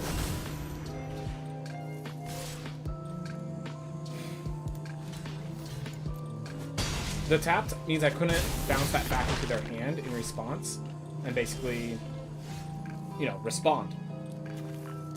Basically, I couldn't respond at all this game. Alright, I can block, bounce, bounce. Not sure how I recover still, but we're gonna try to navigate it. We're gonna try to navigate it. Honestly, if they... Yeah, attack with all... I'm left at 1. If I might just be dead already. 1, 2, 3. Okay, so if I block this, bounce these two, I take 1, 2, I take lethal. Alright. I don't want to reveal that I have Colossal Sky Turtles. Alright, so we're facing mono white aggro. So I think I need just more ways to deal with that. Essence Capture, Anti-Cognition. Let's take out... The negate doesn't do much. Mirror Shell Crab can go down to 3 probably. Is that it? Malevolent Hermit doesn't really do much. Yes, there is an instant sorcery tutor for blue. I do. If you're talking... Oh. Huh. Yeah. I think we just... Oh, Inscription's probably pretty nice. We can remove the Wash Away. It's not really countering anything. And I think we just go with this, and our plan for this game is just draw better. I don't know what else to say. But yeah, I definitely knew that mono white... So mono white aggro and mono green aggro are two decks I'm pretty worried about. The Outland Liberator was kind of my response to one. Alright. Keep 7. I can Kami into tap land, next turn Dreamroot, Death Bonnet, Shigeki. Alright.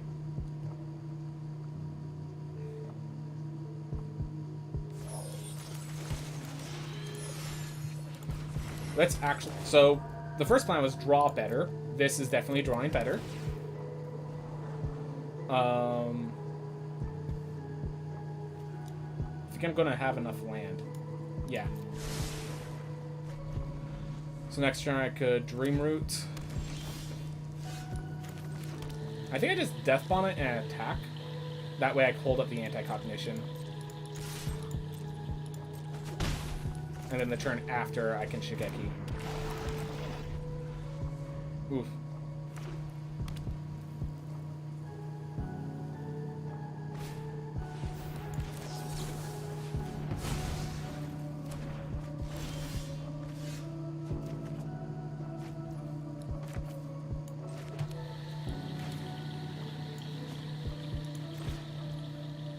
What? Okay. It's the lair of the Hydra that's causing all these pauses. Got it.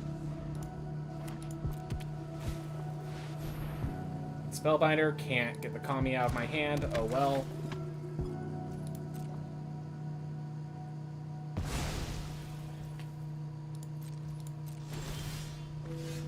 Alright, there's a turtle. I can play this. Let's see. Blue, green. I'm gonna do a blue. See, I could Lair of the Hydra for... Okay, I could play this, and then Shigeki to do the triggers.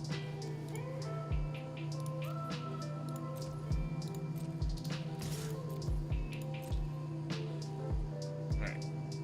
So, we're gonna try to navigate this. Lair of the Hydra doesn't need to be used right now, so we're just gonna move forward with our lives. Get ready to bounce Shigeki. We're just going to play this as a creature. No. It does not like tapping Lair of the Hydra. Man. Whew. Alright. I can bounce back Shigeki, but I want to wait until they no longer have a chance to play Elite Spellbinders. Yeah. Alright. Unfortunate. Yeah, our hand was dumped too fast. God. That's like the last card we want to see. Hold up. I actually want to block here, letting the creature die, so that I'm more likely to trigger my Death Bonnet Sprout. Alright. 2, 3, 4, 5. This flips. 1, 2, 1, 2, 3. Alright.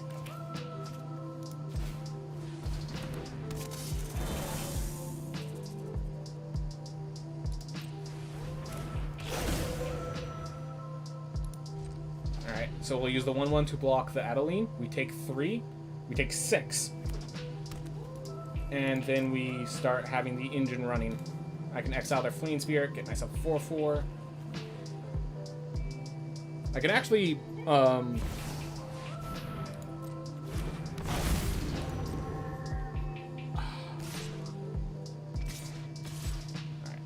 so we're taking 3 from a Blizzard Cap. Oh, no, we're not.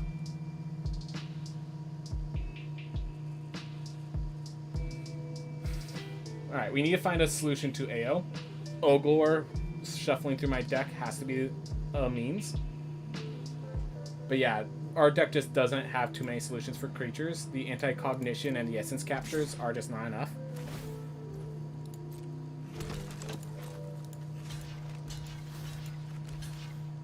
And we're gonna let my Deathmont Sprout roll, or Deathmont Hulk grow, I guess, at this point. Alright. Economy of I'd rather discard the Economy of Bamboo Groves than play the Forest, I think. Actually, if I play the Forest, I could 1, 2, 3. I could threaten with all the Storm Giants and such. Perhaps that is the play then. Alright, because this allows me, with Deathmont Sprout, to get myself a 2/2 immediately. Alright. Do I want to threaten with Hall of the Storm Giants? If I attack and they block, they just pump their team. If I... Okay, at the very least, I want to play this land. I'm not sure if I want to threaten with Hall of the Storm Giants or... 1, 2, 3... Yeah, I'm not sure what I want to do. If I threaten with Hall of the Storm Giants, the back swing is devastating, but I die in 2 turns to the board as is. So I think I have to do it this way.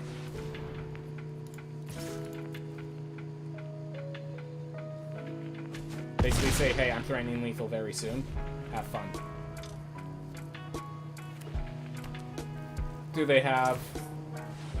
Do they... 1, 2, 3, 4, 5? They have exact lethal in the air. Alright. Well, I didn't expect them to have the AO, to be clear, so...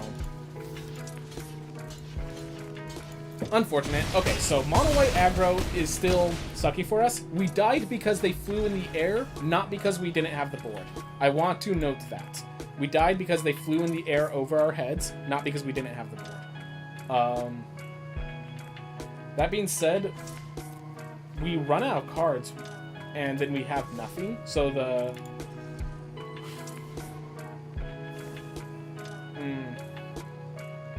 We ran out of cards both games, despite playing against an aggro deck. Something I think I'm just going to consider for now. I'm not going to just start ripping apart my deck.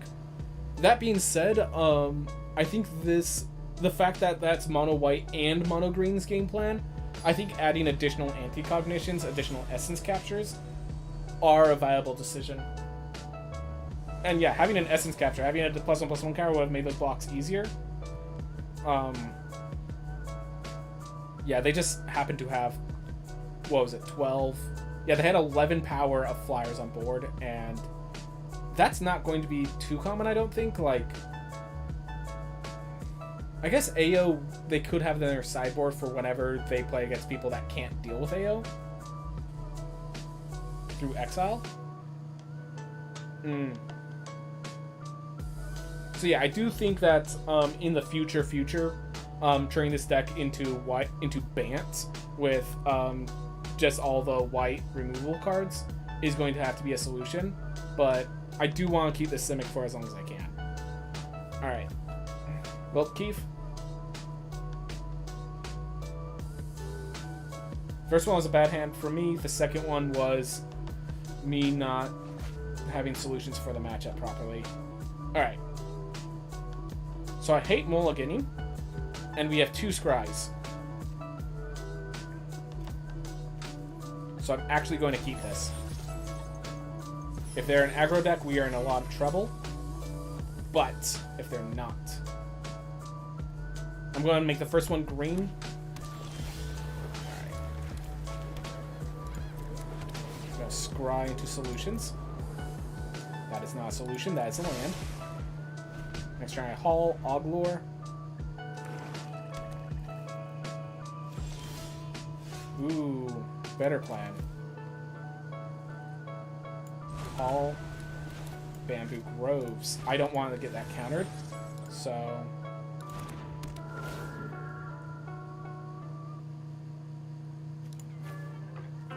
we're going to make this one blue. We're going to scry again. No lands. Please. Alright.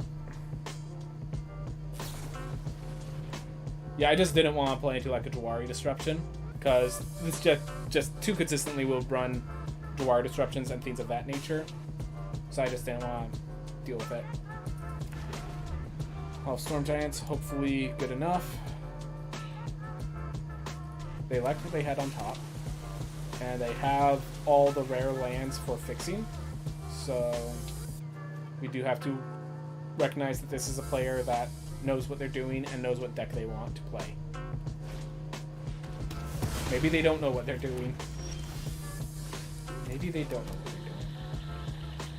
I think this is worth protecting enough that I'm just going to wait till next turn to play it. We'll discard a Mirror Shell Crab or use the Wash Away. Right, blue, green.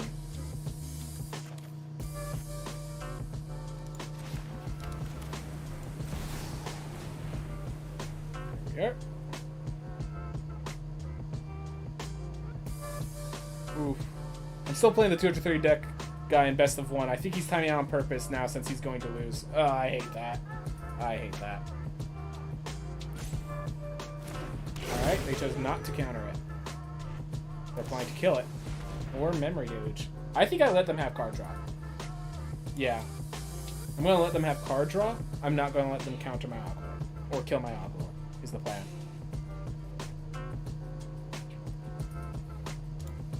Grip. Esper Control. Okay. So we're facing an Esper Control deck.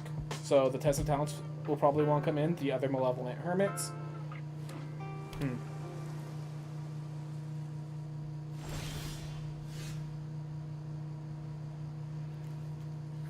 I mean, this is a counter spell. 1, 2, 1, 2, 3. Cool. Alright. Just gonna play this on blue tapped. Actually, I think he might be legitimately thinking. Huh. Let's hope. I have enough lands.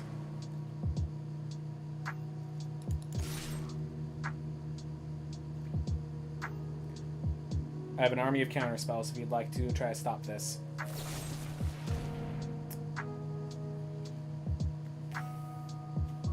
Do I care to wash away? They're losing 2 life countering this. Yeah. Looks weird. Not gonna deny that. And now the untapped land. Alright. Alright. Well, they had to use their own counter spell. So, costly on their part. The Essence Capture will stop their whole inevitable Hullbreaker horror that I'm certain will come. They have enough to Infernal Grasp and hold up.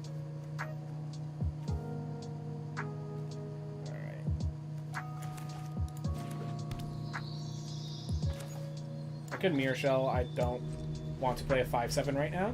It just dies to the Infernal Grasp. If they crew their Hall of Storm Giants, I think I just crew mine. And we bunt.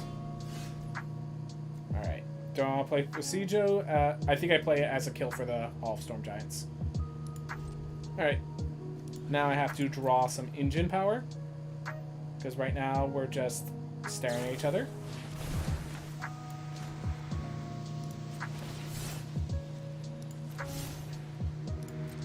This is just card draw. I can't counter card draw right now. I think this is the issue. The fact that I cannot counter card draw puts us further and further behind. We're not as controlling as I want this deck to be. Now that we're facing a legitimate control deck. And we don't have enough creatures for them to have to constantly kill. The Oglor is too vulnerable.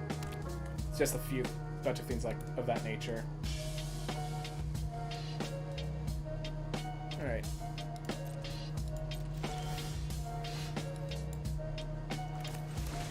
Well, if it goes slow, I think I'm okay. But yeah, they 100% have an answer to Mirror Shell Crab if I try to just drop on the field. Alright. They are drawing through their deck, but at this point, I need to counter their win condition, not their card draw for it.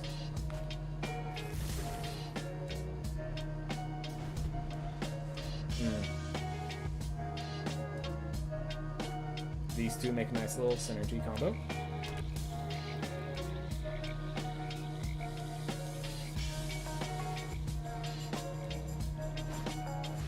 With Spider Cream. They have 3 open. Okay, so I'm going to negate both. They're going to counter the negate, and then I'll Mirror Shell Crab the result.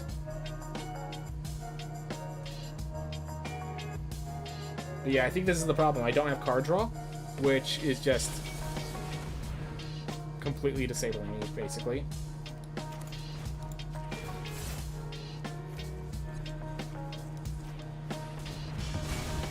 Alright.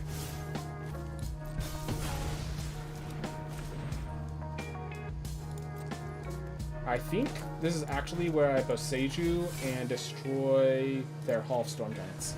And just try to go in for the kill. Using Hall of Storm Giants myself. 1, 2, 3, 4, 5, 6. Yep.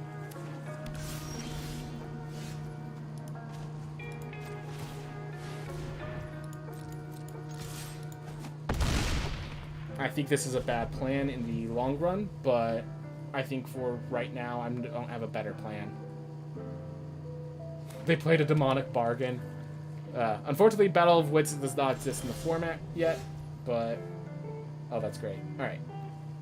Now they're going to kill my Hall of Storm Giants if I play something. So we're going to Fungal.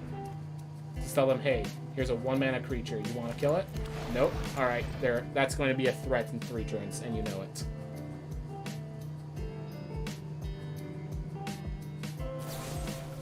Alright, so they have to power word kill a 1-drop. That was the those are the sort of trades I'm hoping for, but we're not...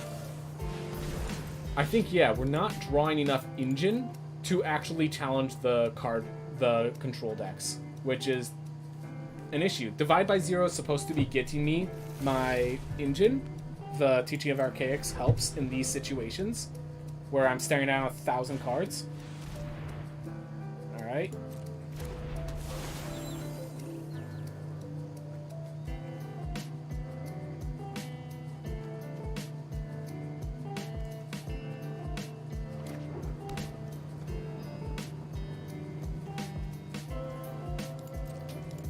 Yeah, I don't think I can win from here. Like, my win condition right now is having my opponent self-mill, because they have more cards than me. They have ways to generate cards in a better form than I do. Like, yeah, this deck just doesn't have enough fuel when it's not pulling off the combo. Huh. I have to respond to that somehow.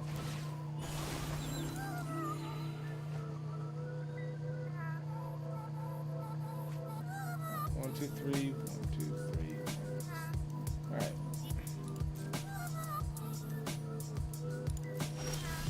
I need 2 more lands before I can safely attack with Hall of Storm Giants into his hand of threats.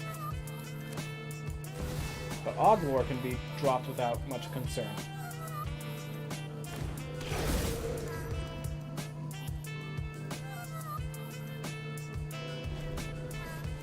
Alright. Oof. Chief's Thirst it. I can do diddly squat to that. Like I could divide it, but well, was that for me?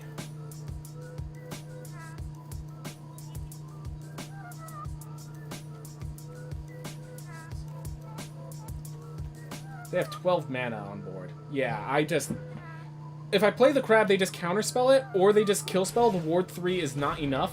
They are guaranteed to have more than enough kill spells for it. So the crab is better used as a counterspell that can't be countered itself.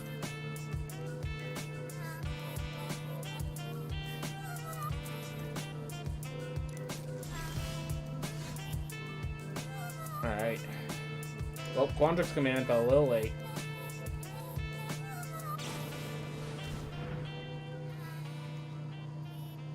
I could divide by 0 that, just looking for the resources I need. Yeah. I think I'm going to Memory Deluge, or divide their Memory Deluge, specifically because I want them to keep spending the mana. I want this Teachings of the Archaics. I want my own card draw. If they Memory Deluge again, okay.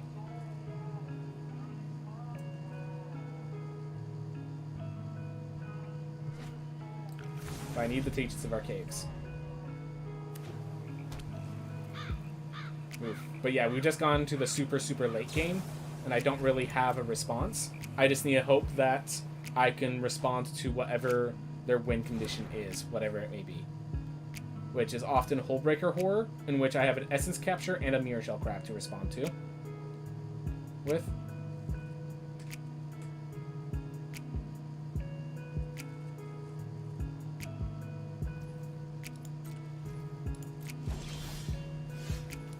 Alright.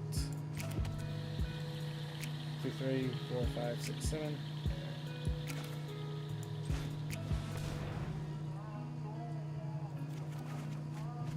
Alright, cool.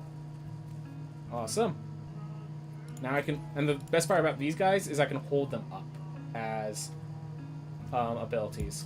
So I could Colossal Sky Turtle to bring back like a spell that, yeah, I can bring back like a negate or a wash away when the time comes. Or I could just use it to bring back Oglor. Alright, Leer. We'll Essence Capture the Leer.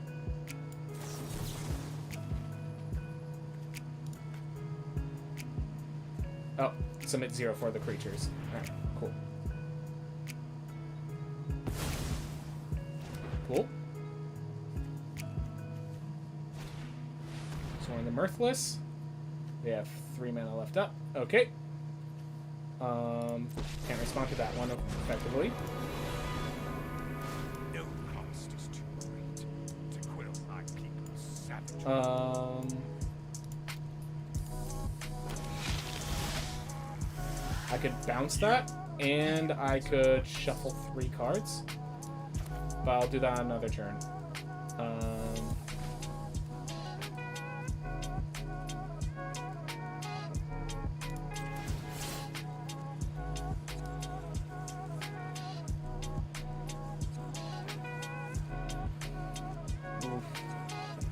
If I play the Oglor, they have to kill it, but they're going to have a kill for it.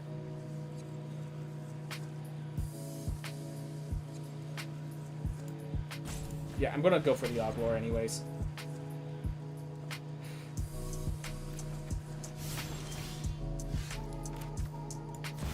Alright. Yeah, Leer when it resolves can't be countered, but until it resolves.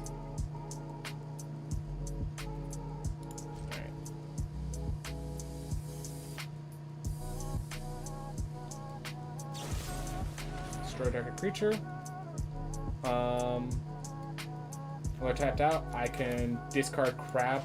No, it doesn't counter it properly. I could just Shigeki. Try to get some counters on Shigeki. I think that's the correct play. Alright, we want Colossal Sky Turtle. And I think we want some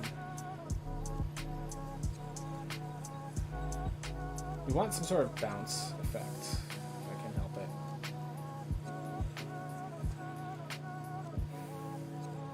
Come on. I'm gonna just hold up the negate, actually. Alright, so now we have Shigeki without effect on it. I just realized I left it open. They're about to just spam me with spells, and I probably just killed myself by doing that. They cannot counter Shigeki because it's an ability. You need specifically Mirror Shell Crab to stop that. But I don't know a deck that plays Mirror Shell Crab.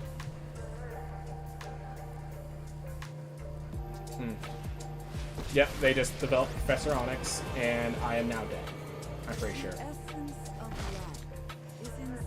Yep, it's not going to be hard for them to Professor Onyx into a win con.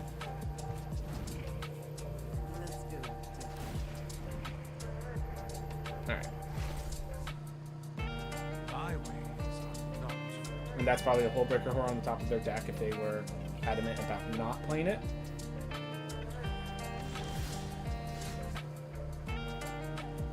Alright, I'm just going to develop the Outland Liberator, I think. And we're going to hold the rest of the mana open. 3, 4, 5, 6, 7.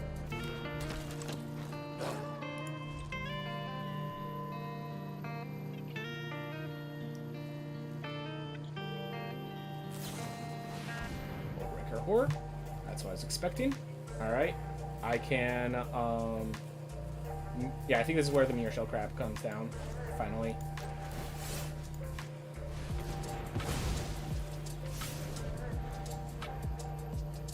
Ooh.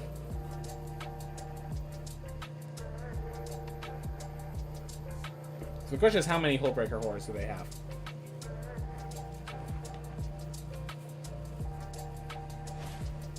Let's use Thirst. Can respond by destroying their artifact. And I still hold up the Colossal Sky Turtle and the negate.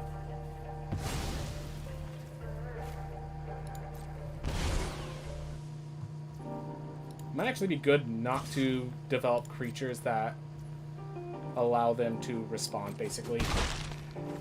Or, like, cast spells, you know?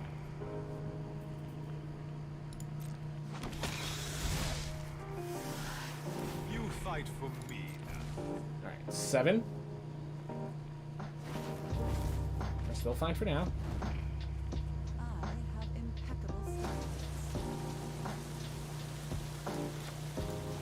Do I want I can Quantum Command, bounce that, and oh, target creature or planeswalker to its own extent. Didn't realize that.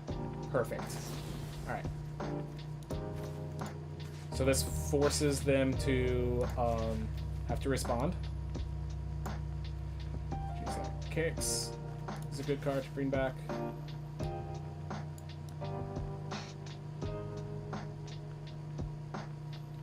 I think that's honestly the only one I really want. The rest, if I want back, I want to Sky Turtle them back.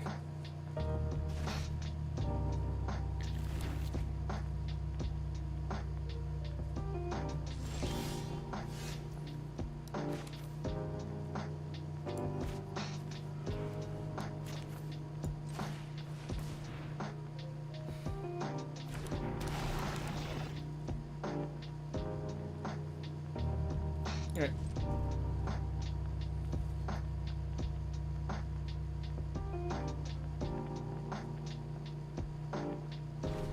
Oof.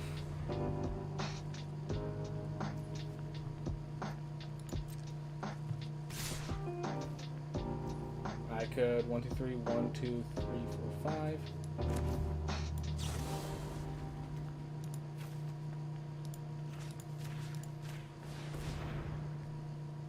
See how they respond. I have a negate. Alright. So they need to have a response here.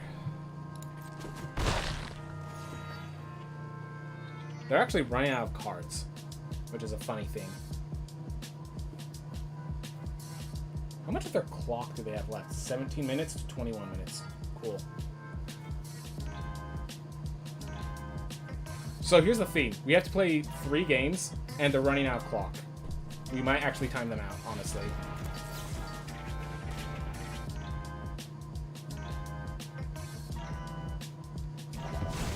Wow. They just let it get countered. That surprised me, actually.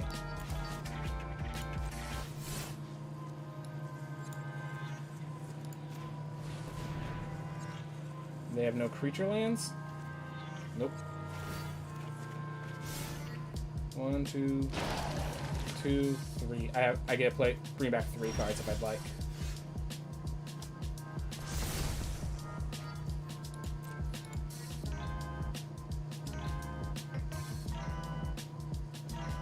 I'm going to attack both into Soren to make sure it dies.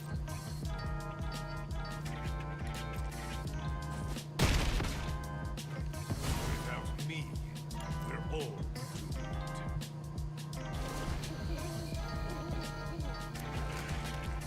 Alright, there comes the Hive.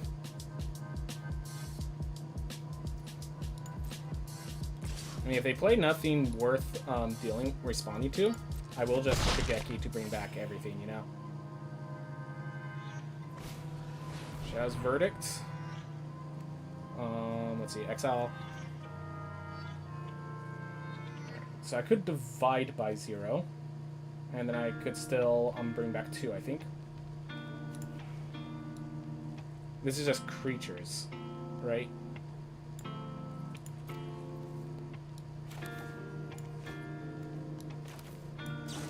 Yeah, I'm gonna divide by 0 this to just force them to spend all the mana, is basically my plan. Oh. Forgot that that doesn't work as I thought it does. My fault. My fault entirely. Sky Turtle still in there.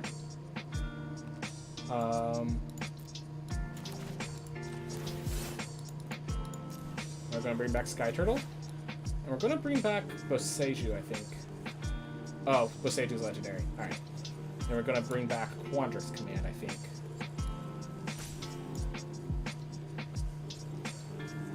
Only 1 Sky Turtle right now. It's surprising. Sleep.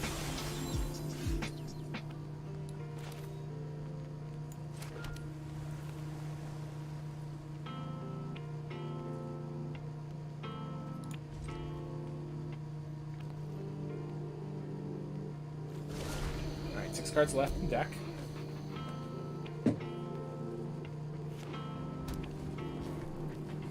Fortunately, Boseiju cannot be pulled the way I want it to.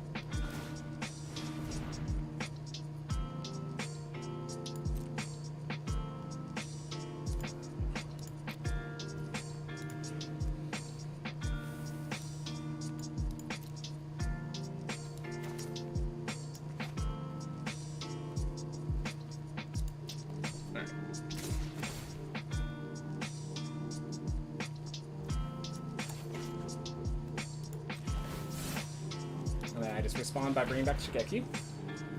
Not sure if they realize I can do this.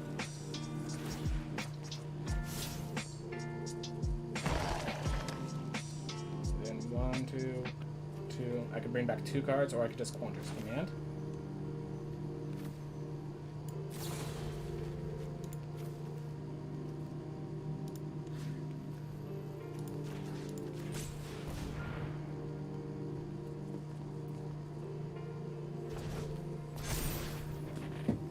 Solve.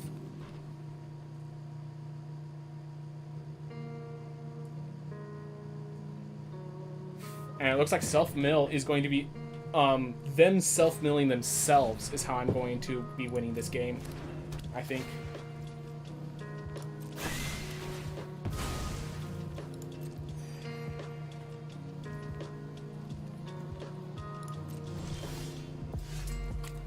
Perfect. 1, 2, 3. I get to bring back 4 cards with Shigeki. And they did not play their man land, so they don't have a threat in play right now.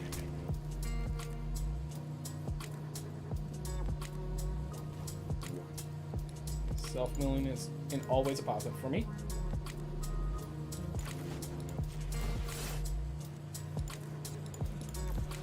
Alright.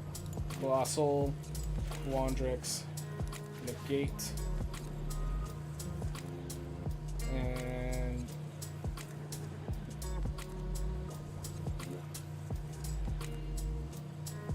it's another Quantrix command, I guess. And now I have card equality. Do I know what my Rogue Legacy 2 personal best is? Not off the top of my head, no. My opponent realized the issue they were facing. Alright. So I want to put Test of Talons into the deck. I want to put Negate in the deck. I want to put Malevolent Hermit in the deck. And I think that's it. Outland is unnecessary. I want to trim a Quandrix command.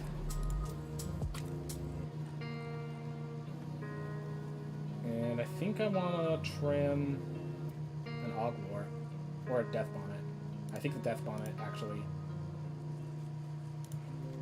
I want to trim one of these 1-drops. I think it's the Kami of Bamboo Groves, actually. Abundance. Actually, no. Abundance is unnecessary. Bamboo Groves might be. We'll go with that.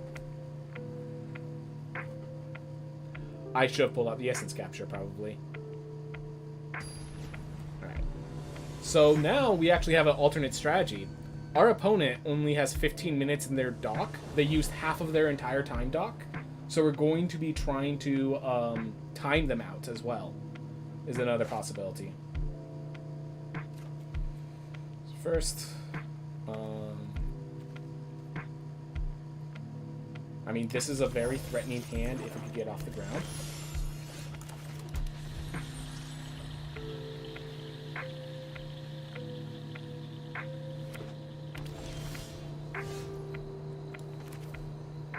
Alright.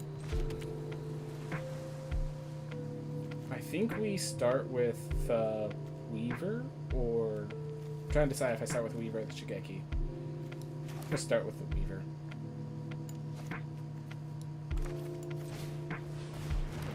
Alright. They only have black mana right now. Ooh. Good job, opponent. Gonna get rid of the Sky Turtle as well, I think. Yeah.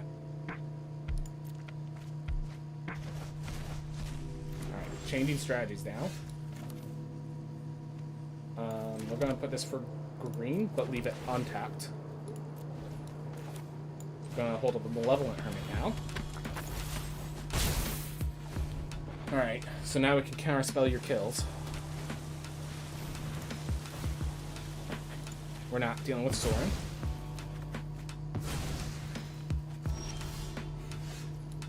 Alright. I think I just dump. If they have X equals 3, we're in a lot of trouble, but I think we just have to go for it. Yeah, Meat Hook just wrecks us, and I think we just have to accept that as a possibility. Because if they Meat Hook... Alright, Power Word kill. Okay, that's not a Meat Hook.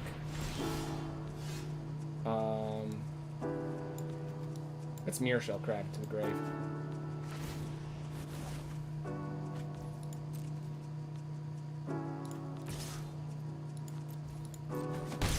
I just realized I have the combo now.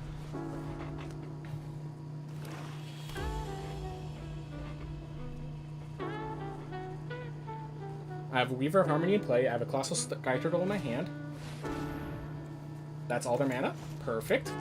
I'll just channel the Mirror Shell Crab to kill that.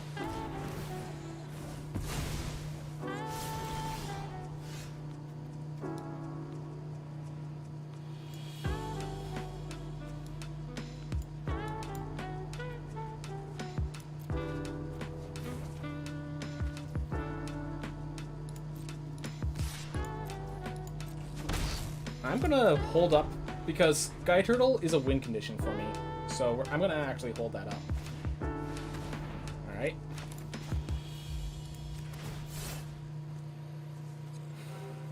I want to return a mirror shell and then return it again, as I think the plan. Alright. Resolve 1.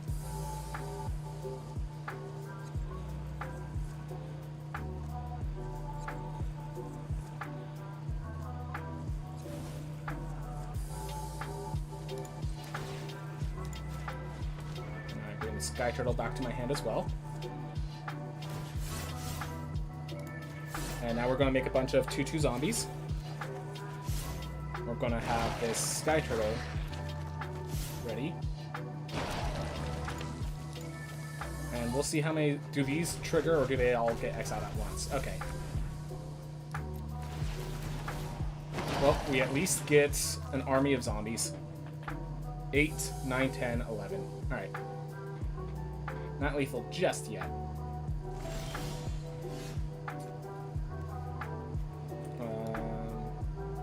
Yeah.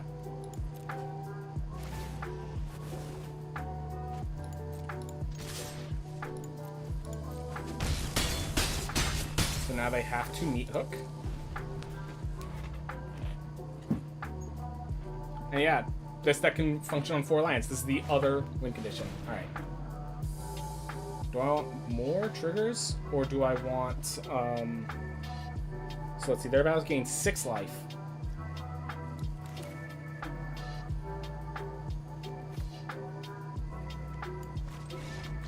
Ooh, I could bounce back to these 2.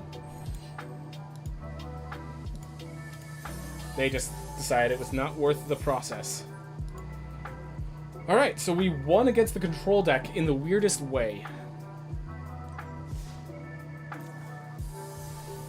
Anyways, things like meat hooks are why this deck has 4 Quandrix commands in it. It just always has a target, basically. But yeah, it was cool to see that the control decks dirtle too much. And we actually have a solution to them.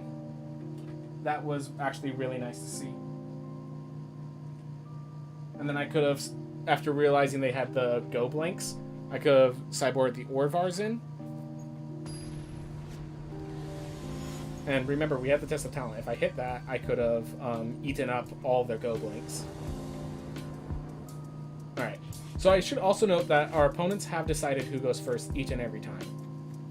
So that is an unlikely possibility that has occurred, like, to occur 3 times in a row. Alright. Their Save Plunder. I will discard a Mirror Shell Crab, and I will let them get a Ram card from my deck, which is usually like a 7-drop that needs to get channeled anyways. Alright. Blue, untap. And on the next iteration of our fight, I can play Orvar into my sideboard and actually respond. No secret is safe from me. I got someone on the inside who can help. So I can actually bounce this to prevent the card draw if I'm that kind of person. Alternatively, I could hold up Counterspell. I think that's actually more important. Yep. They're going to draw a lot of cards. I have to just, I'm going to be accepting that right now. Yep, this is how the deck works. Alright. They are Demure Control, I think. Alright. Respond to them. Doing nothing. We will get our Hall of the Storm Giants.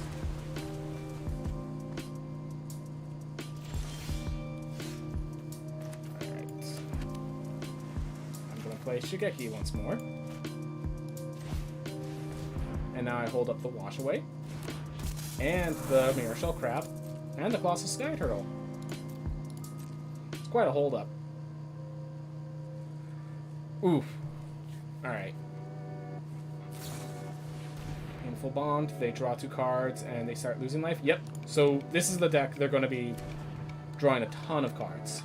Just an absolute buttload of cards. We need to save our Mirror Shell Crabs for their Invoke Despairs. Specifically, Invoke Despair.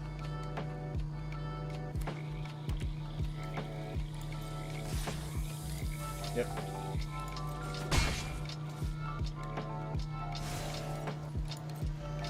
If they do nothing, I'm probably going to use Colossal Sky Turtle to Quandrix Command. Katosi. Alright.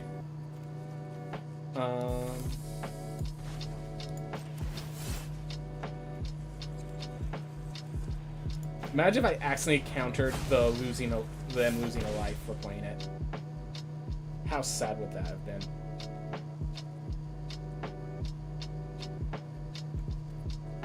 They actually have too many cards in hand. That's hilarious.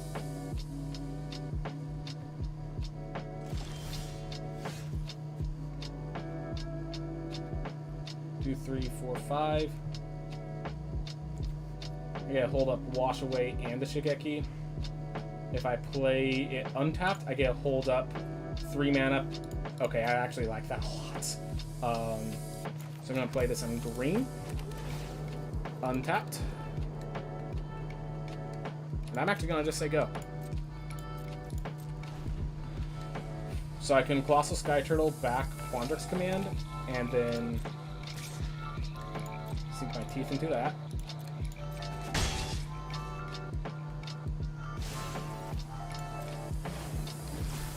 Thanks. I'll be taking that now. Rest me. So we'll take my Wash Away. Sounds good, I think. Yeah, not worth countering. Go ahead, look at my hand. Isn't it beautiful? You have 1 target, which is 1 of the counter spells.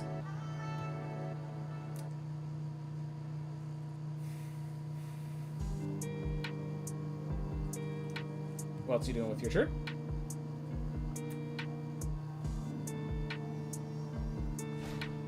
Invoke Despair. This is what I was waiting for. Alright. So I just need a counterspell. So let's discard this to return a counterspell to my hand. What is the most painful counterspell for them? Okay. Looks like it's just going to be a Mirror Shell Crab.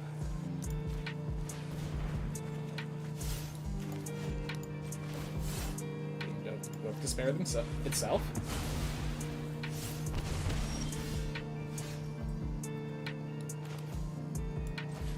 Alright, and look at all those creatures in my bin. Good to me. 1, 2, 3, 4.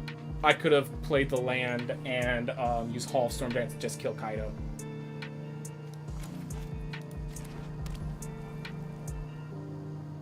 Alright.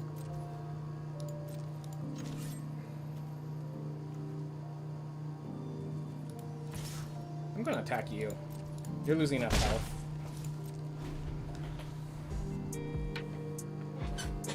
They Invoke Despair, I'll probably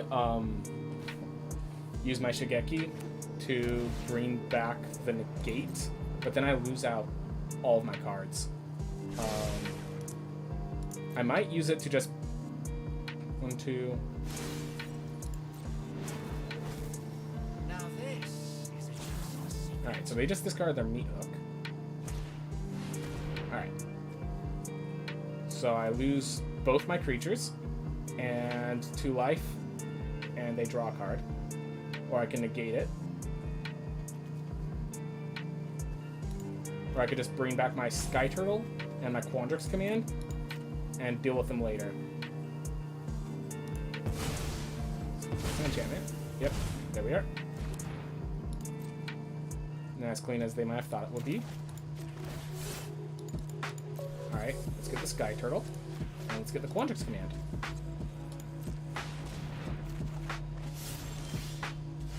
Two, 3, 1, 2, 3. Alright, we have enough for what I want to do. I think I save this in case they want to counter something of mine.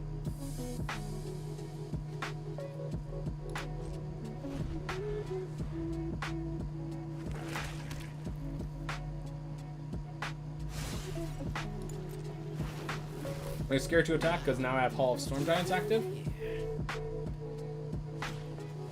Tosi. Alright. I can discard this. Bring back. Ooh! No, no, no. Better idea. So, we're going to use this to try to just take one of my cards. I'm waiting for it. What are they taking? I could bounce it back in response to Kotos, no, say, targeting it. Yep. Shigeki being targeted. Thank you.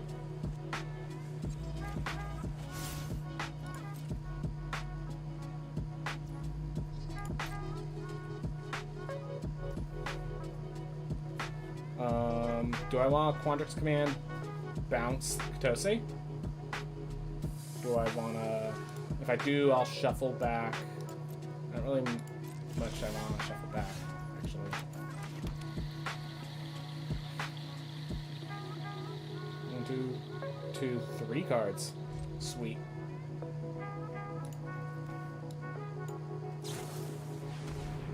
Alright, let them keep drawing. If they attack with Kotose, I can block with Hall of Storm Giants. Force really awkward trades for them. Alright, they have a Storm Giants to themselves now.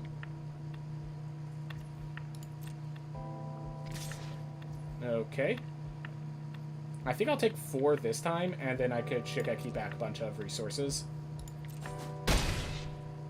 Yeah, they have enough mana to be holding up Fiends. Thanks. I'll be taking that now. So you stock a Connoisseur. Quandrix Command is my biggest card.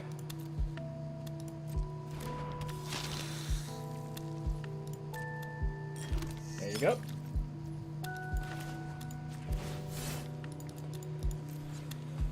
Colossus Sky Turtle, Quandrix Command. And I think the Death Bond Sprout, yep.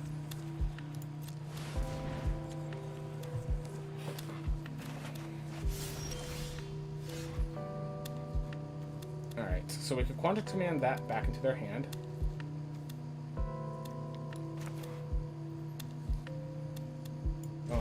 Death Bonnet. Quandrix Command that. Turn this into big enough to block the City Stalker. Alright. I'm gonna play this now. I'm gonna do green and untapped.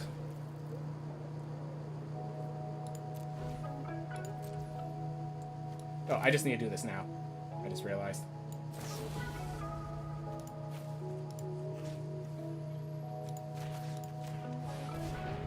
I need to do that before. I should have waited till I should have put an upkeep stop and then done it, so that any counter spells they have to use the mana they have now.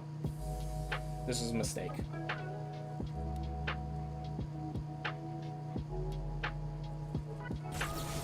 Alright, Power Word killing that. I'm actually okay with that.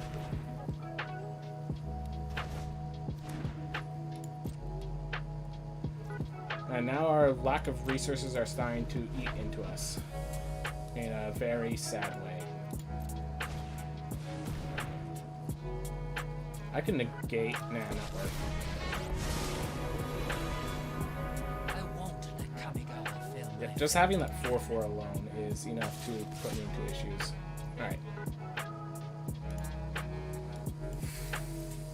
Darn it. Bad spot for me.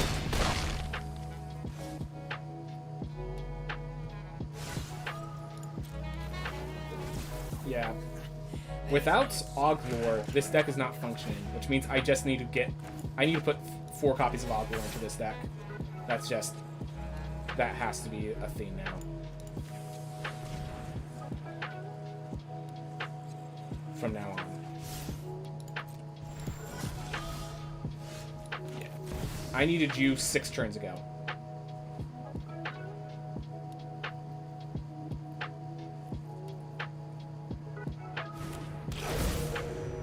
One, two. Alright, 1.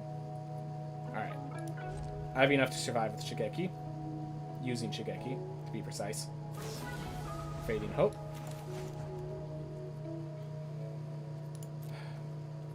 I'm going to resolve just to try to get them to question a lot of their decisions and try to win and try to eat into their clock a little bit.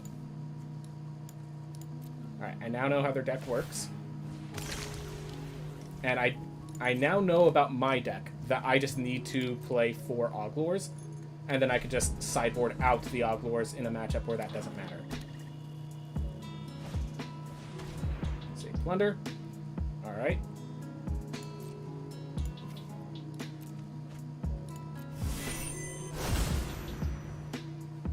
Alright.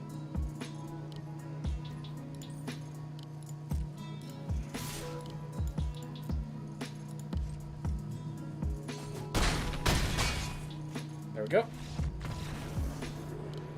Alright, so we lost that first game. We now know Oglor needs multiple copies. We want that Test of Talents. We want Essence Capture specifically, not negates. Ooh, this is the format where we want Orvars. So what is not useful? Quantix Command can be taken down a peg.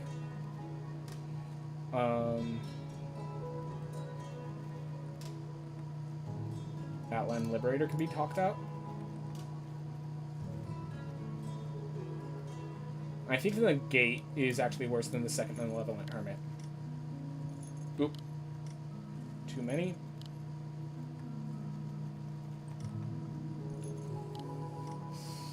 What do I want to pull out?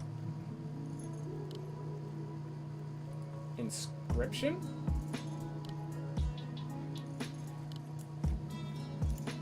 Let's try it. Again, I am learning to sideboard. This could be the wrong sideboard, but it is the one that I understand. Oh my gosh, I just realized I'm playing against a mythic level person. I have to mulligan this. I have no choice. 6, and we throw back one of the basic lands.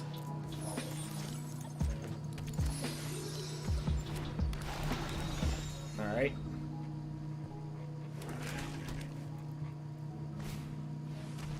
Essence Capture gets pulled. Peeled. Alright, that's one creature in the grave. That's good for me. Second Death Bonnet. Now I hold up a Mirror Shell Crab. Alright. Whew. Alright, so I can discard the Smear Shell Crab. And now I have 3 in the grave. This gives me the possibility of flipping it now. Awesome. Look at that. Look at that. Now we apply pressure. It's turn 3. And we're gonna just eat our own stuff to just...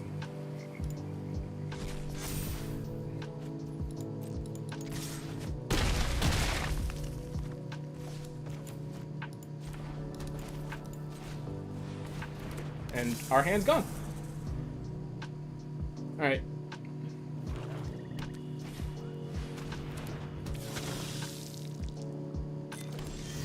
And that should be lethal, right? My graveyard. Yep. Alright, so that's 1 win on us. Orvar's still good. I think with that, we actually want to get rid of the non-creatures if I can help it. So the Wash Away should go. And let's put in... Alright, both of the Malevolent Hermits are already in.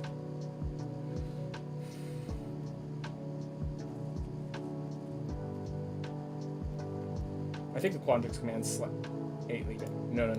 The negate over the Quandrix Command, I think. Nah. Ew, this is tough. This is tough.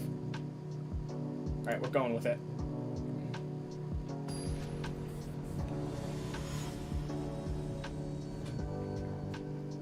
Alright.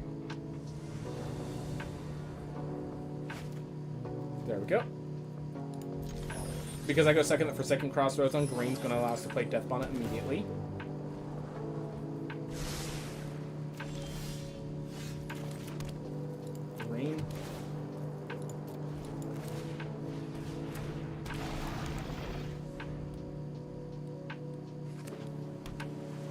fact is, both games they started with a duress that hit, and they're still like in these positions, which is amazing.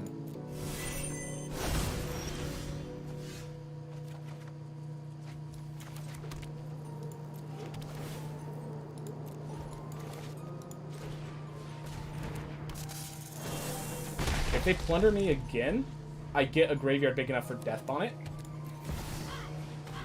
Alright, so they have my Oglor. Good for them. If this flips, they're wrecked. Did not flip, unfortunately for me. Alright.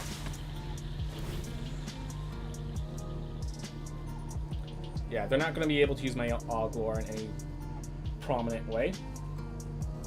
Or I'd at the very least be surprised if they could. Alright, Kotose. Good adversary. Okay. So this is their plan. Got it. Flipping. Alright. I kind of want to just leave my mana open for Quandrix and Nearshell Crab. And this holds up Malevolent Hermit as well. Hated adversary can't attack in.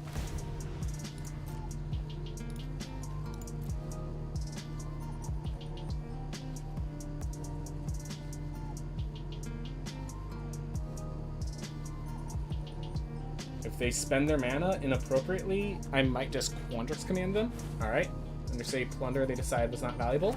And yeah, the fact that they can't really use my cards as effectively. Alright.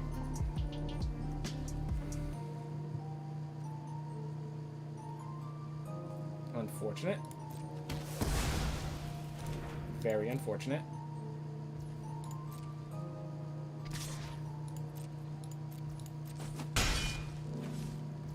Alright. Now with that tapped, I think I now Quandrix command.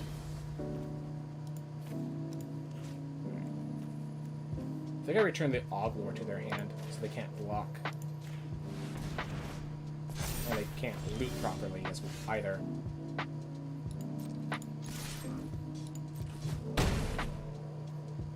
And I'll let them play their cards as long as I get to play mine. This will fill up my grave. Alright, because I know all but 2 of their cards, and if they Meat Hook Massacre, I have the Nearshell Crabs, I have the Benevolent Geist. Like, things are still happening for me. They need specifically Invoke Despair. Alright, Invoke Meat Hook Massacre. I'm okay with this.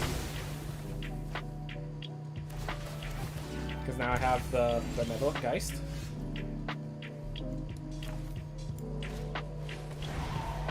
I now have a flyer they have to deal with.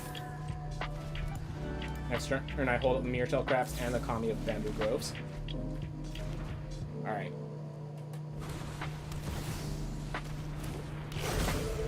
Yeah, the Oglor doesn't do... It has a cycling effect, and that's it. Alright.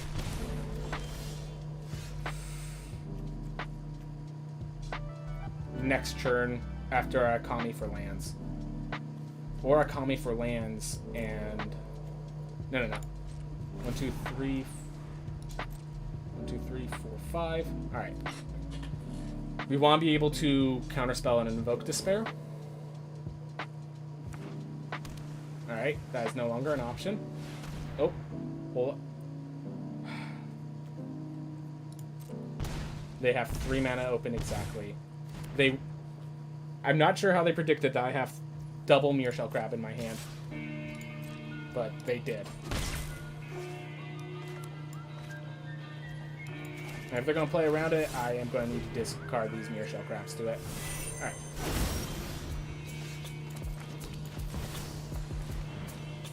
Oglor of my own. And I think if they activate the Hall of the Storm Giants, there's not much I can do. I have to counterspell that. Yeah, my lack of mana actually hurt me quite significantly. Oglor, while they couldn't combo with it, the fact that it allows them to sift through their deck for the right card is significant.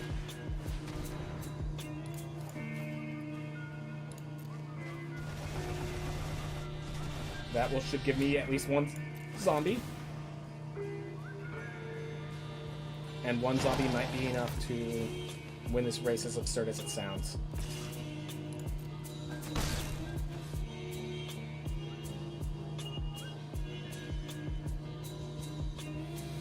Oof. We are not in a good spot, though. Cannot deny that. Alright. Yeah, their ability to just kill Oglor at will has just... Whoa, whoa, whoa, whoa. 1, 2, 3, 4, 5. I still can't play Colossal Sky Turtle as just a creature. That's sad.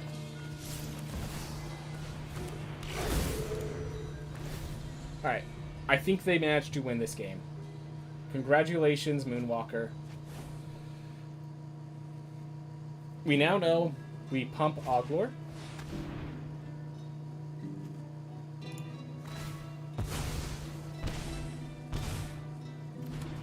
And I think we just die here. I think we just straight die here. I need to get something very significant to not just die here.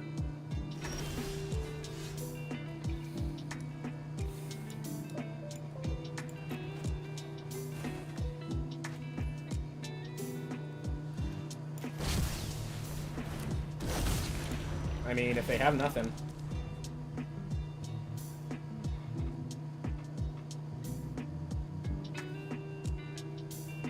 But yeah, I was playing against their discard. Didn't work out too well.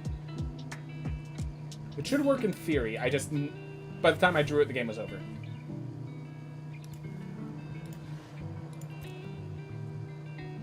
Oof.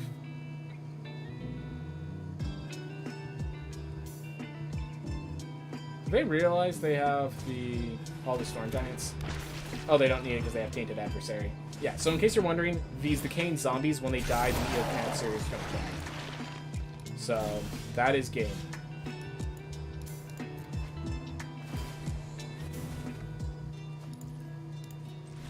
Unfortunate. Alright. Oh well. Oh, how many did I lose? Nonetheless, we now know a little bit more about our deck.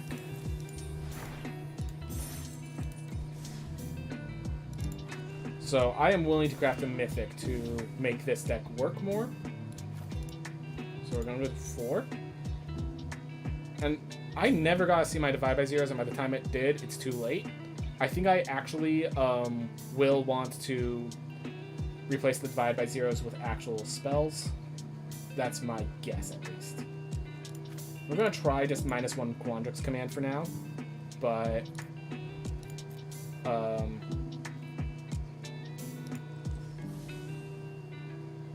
I think we do want to... Oof. So I'm glad our aggro strategy worked. Our mill strategy worked. Our aggro strategy is not consistent enough. And against other aggro... Well, I guess it's more tempo, but the Death Spawn Sprouts... these Arbor Grove Dryads, or whatever they're called, the 1-mana 1/1s that get me lands, they just haven't been able... I haven't been able to use them successfully. I'm not sure if that's because the card is bad, or because this is not a good deck for them, or what the case is there. They are uncommon, so I wasn't sad about crafting them. And they are 1-drops, so... Okay, 4 games now. 4 games now, I've had to... My opponent got to decide for the first match. Alright. Bark Channel Pathway into Shigeki. Alright.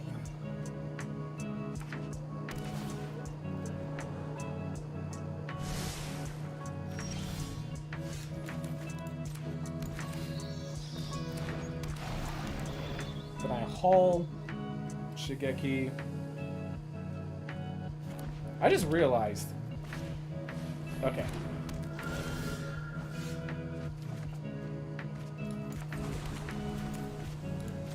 So yeah, next turn I Dream Roots. I could counter this when they try to enchant it on a creature. Or I could just bounce the creature. Whichever feels right. Either way, I'm holding up. Next turn, I'm holding up. So they deal 2 damage. Good for them. I do appreciate the different deck idea that they have.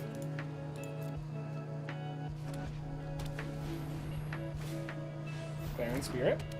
Alright. And Lantern Bearer. Nice. That being said, my lack of response to flyers is definitely going to show itself.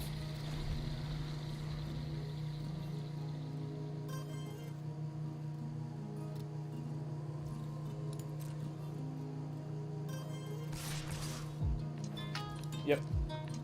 So I'm wondering if then the Grove Archer might be better than Tangle Trap in a lot of places. Alright, they're ending their turn. I think I then want to use Shigeki to get myself more lands. And get this Death Bomb flipped over. And there goes both my divides.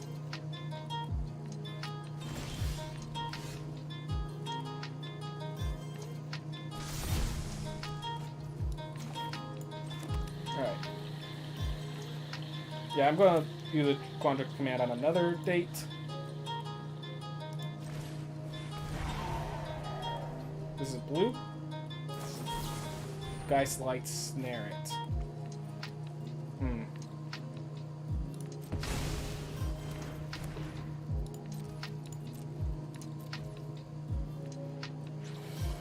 Do I just play other Shigeki number 2? Hold up these next time? I think so. Alright. If they Dorothea, that Quandrix command's not going to feel as good as I hoped it would, but we are in an awkward spot now. Thank you, Geist Light Snare. You did your job. I honestly appreciate you doing your job. Second Dorothea. That is not what I expected, because now I get to do this.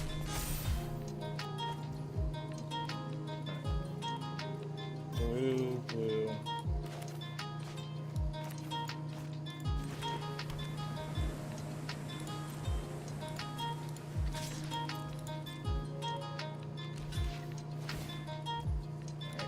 Quandrix command. Trigger creature. 2++1 cards. Trigger creature. 2++1 cards. There we go. Now I have a monster.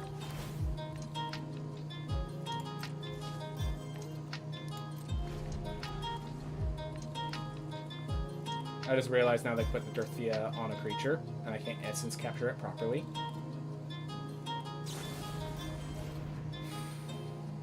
Oof. Big oof. Honestly, that's a major oof. Alright, well, I am stopping them from really doing their job as well, so I at least have that going for me. Right.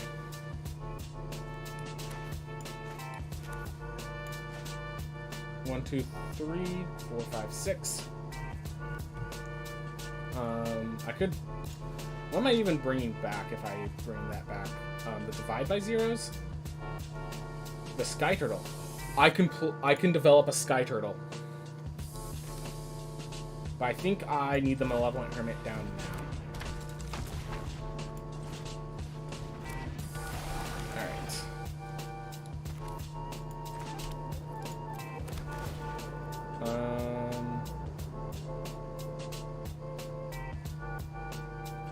I think I untap and just play Shigeki, and then yeah, I hold up Essence Capture. If they kill my Shigeki, I'm in an unfortunate spot, but it looks like they don't have responses to Shigeki, or any proper responses to Shigeki, I should say. And I have a Malevolent Hermit. Alright, so I could just counterspell that. Save myself 4 health, and get a flyer. The Malevolent Hermit is significant in this matchup simply because it's a creature with flying.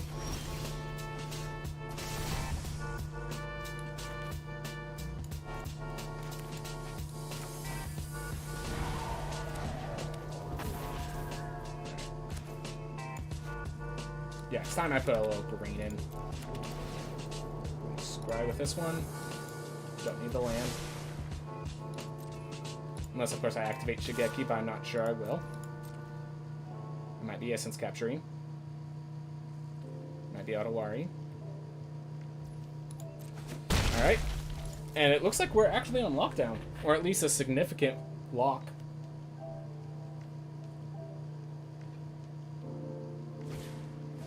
Lantern Bear. Not worth Essence Capturing.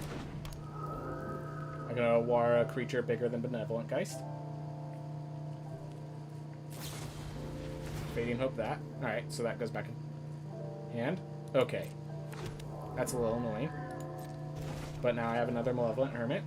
I can Otawara to bounce a Lantern Bear, or I can Shigeki, trying to get to my other spells. Alright.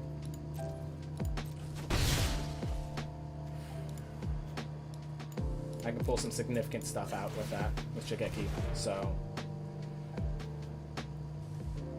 I can Forsaken Crossroads, yep, and we're gonna put this on more blue. And once this is done, I can actually scry with it. Don't need more land. My graveyard. Let's remove one of these Mirror Shell Crabs. Get myself a bigger body.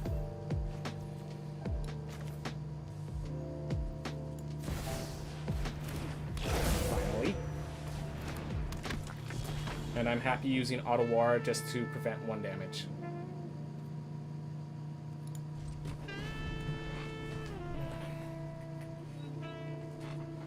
These Fading Hopes have been doing a number on me. Cannot deny that. Alright, so I can Otawara with Oglor in play to bounce the 1/1, gain rid of it. And I can Essence Capture a creature with the remaining mana, as long as I do it while Oglor's in play. Alright, there we are.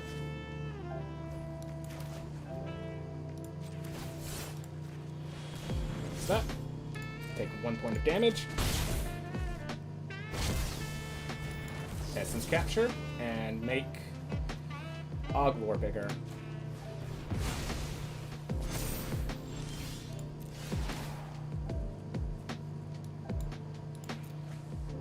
One, two. Alright. Let's get rid of your Orvar.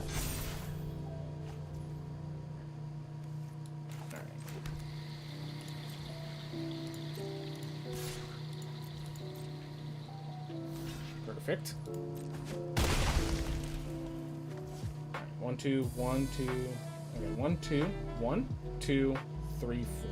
Okay, I could bring back 4 cards if I want, or I could just bring back the Quandrix command, or something of that nature, and get rid of the Hanging Spirit. 1, 2. Okay, here I'm just gonna counter this.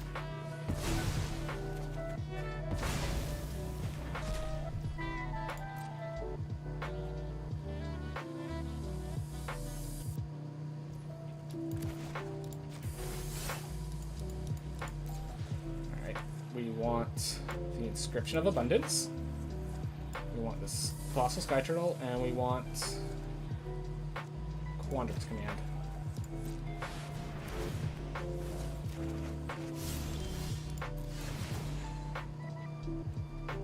We don't need 2 Oglors, and 1 Oglor knocks the other down, which is actually fantastic. And we're just gonna eat this Oglor, get ourselves a 2/2 black zombie.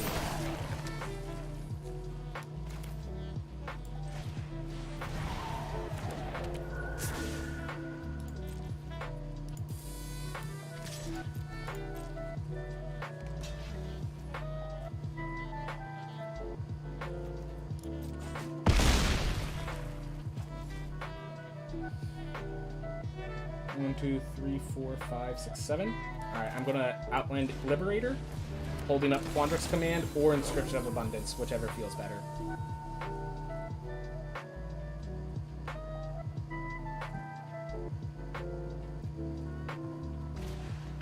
Everything's lit. Do not care.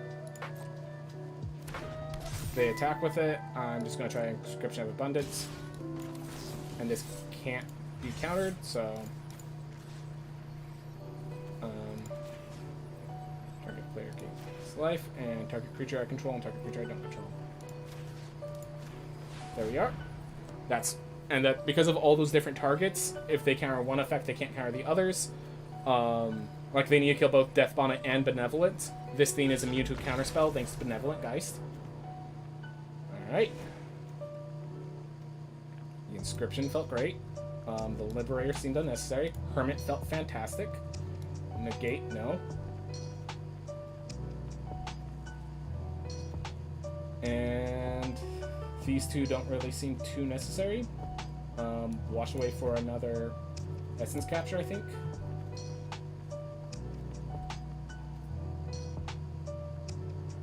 No, Orvar is not necessary.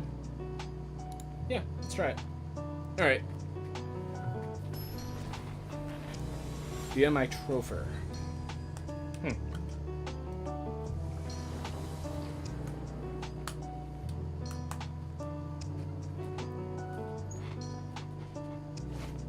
Got Oglor. Alright, so I get a Kami of Bamboo Groves into the land drop. Okay. So this means I don't get blue, but I could green for Kami, get the other green for Deathbond Sprout. I think that is a mistake. I think it is better to get this followed by Oglor, especially against my opponent's deck.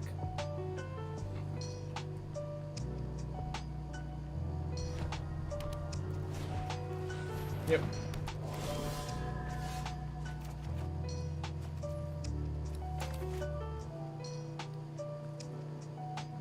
Blue. Now I could Kami for this untapped and play Oglor at the same turn.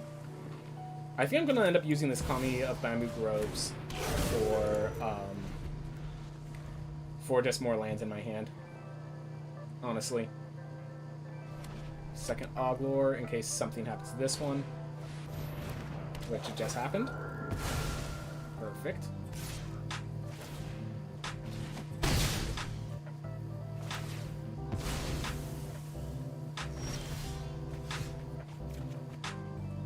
Alright.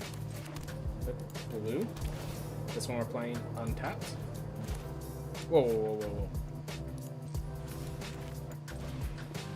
I'd like my Malevolent Hermits. Please.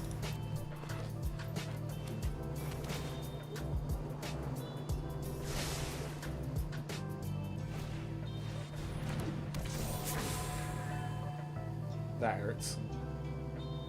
The attack with Skyclave, that's actually really good for me. So now I get block here. That thing goes in the grave. I get a 2/2. And that's another creature in my grave for Death Bonnet Sprout. So I could flip here. Awesome. Perfection. I cannot Oglor. I can't hold up Oglor and Essence Capture, unfortunately.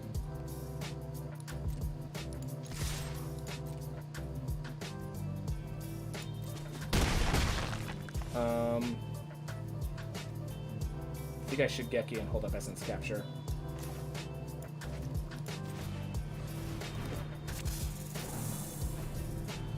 They chant Catilda. I could probably do something about it later.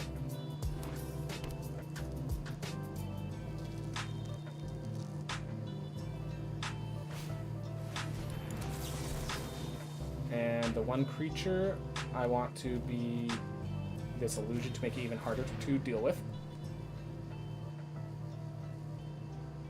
Geistlight Snare, perhaps? Yep. Alright, well they had to spend resources for that Clarion. And now I exile the Dorothea from their graveyard. So that's not an option for them anymore.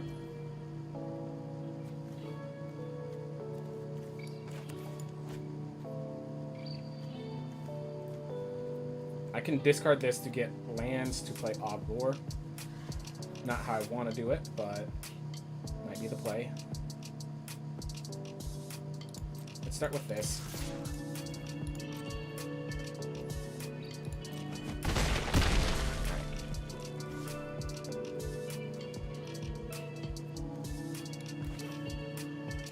Wanted to use this as a spell, but I think it's better to just get them more threats they have to deal with.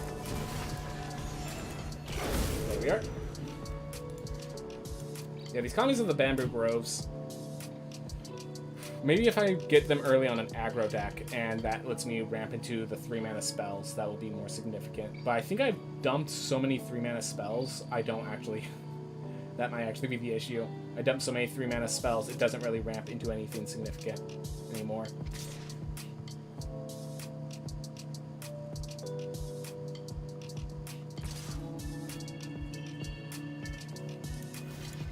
I'll kill you.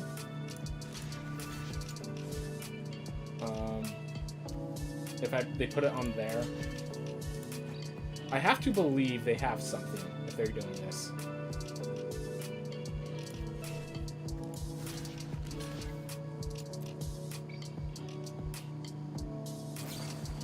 Spectral Adversary. Alright.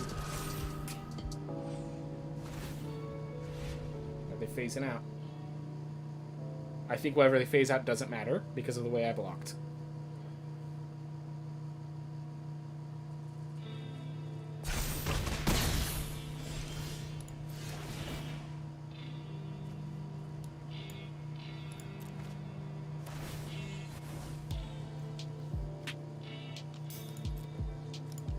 It's actually more important I get rid of that now. Alright.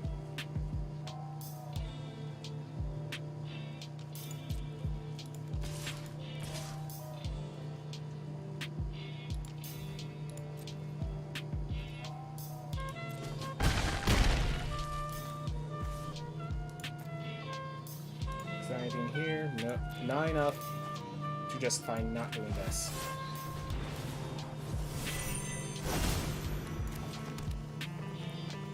Alright. We're just gonna run a little low on health. But so are they. And they're running out of it faster.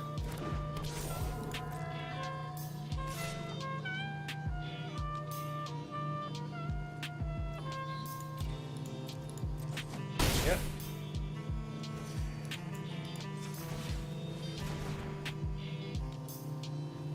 Alright.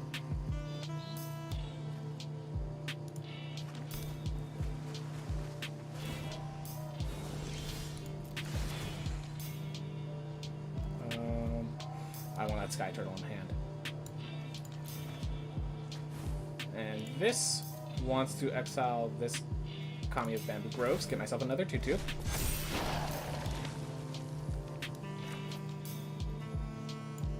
One, two, 1, 2, 1, 2, 1, 2. Alright, awesome.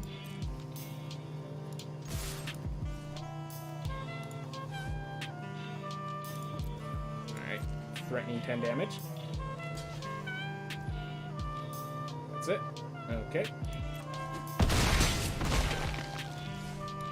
And I could just play this as a 6/5, and I think that's actually the play right now.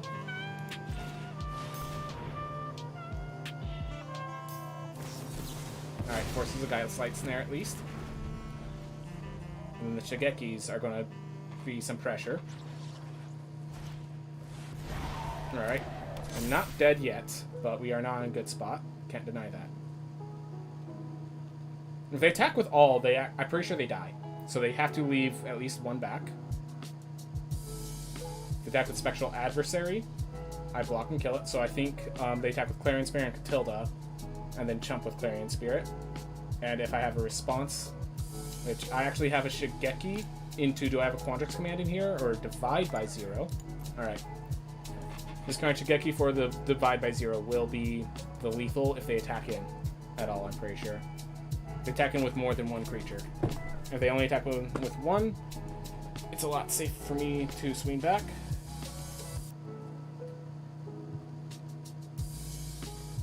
That being said, I use more in my time bank. That is worth noting. They only have white mana untapped, but the Glare of the Frost Dragon is something I have to consider. Just that. So I bounce that back, and I think they're just about dead.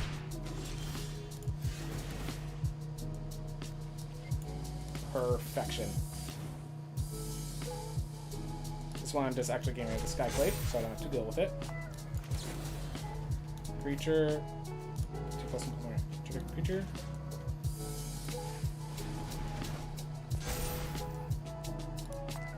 pretty sure if I attack with all, it's lethal. Yep.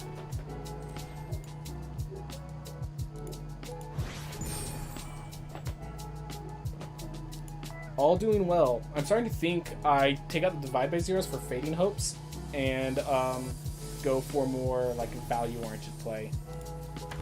That's definitely a possibility of my future.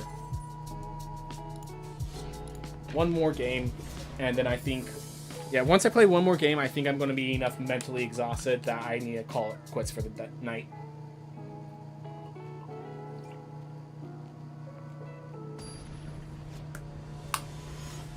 But I do like this. Do like this deck.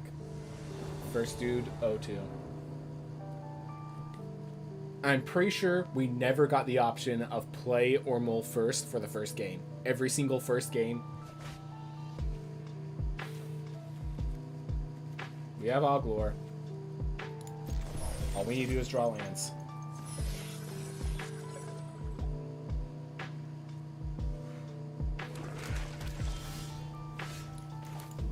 Good enough for me.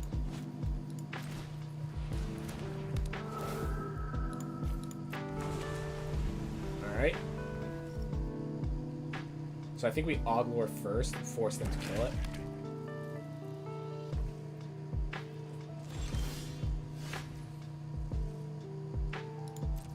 Start with this.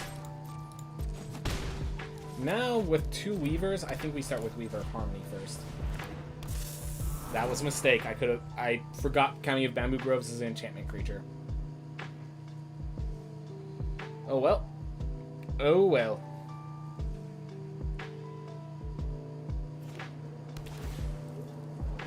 Alright. So far they're mono black. The fact that they're playing Forsaken Crossroads and are mono black.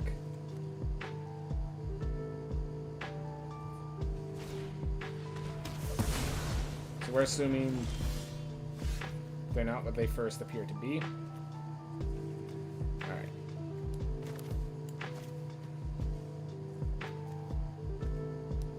Now I'm going to play Oglor. I really would rather have the negate up, but I can Oglor. Next turn, if I draw a land, I can Weaver of Harmony holding up negates, use the Weaver of Harmony to Colossal, and then tap it to pull Colossal Sky Turtle out. And if they don't have a kill spell for this Oglor, it gets me in my mana base by ripping out the non-land. Alright. Colossal Sky Turtle. And now that has the effect on it. I need this land. As much as I like Inscription of Abundance, I need this land. Alright. And now I'm just assuming this is mono black control. I'm probably going to just block with the Kami of Bamboo Groves because it's only a matter of time before Meat Hook comes out, like so.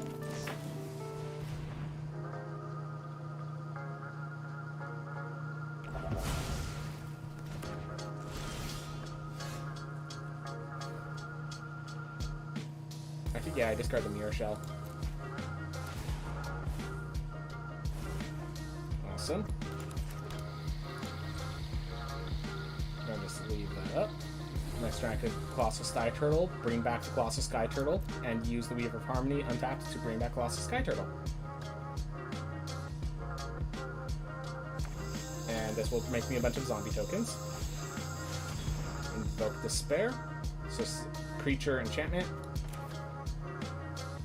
So, okay, hold up. I can't pull out the negate just yet, unfortunately.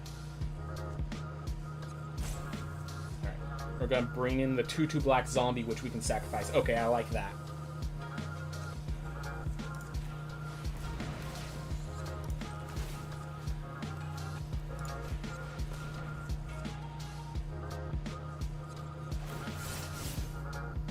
Here's the Sky Turtle.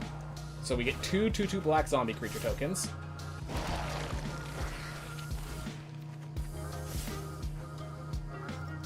And we now have a counter spell. And they see this devastating combo we have.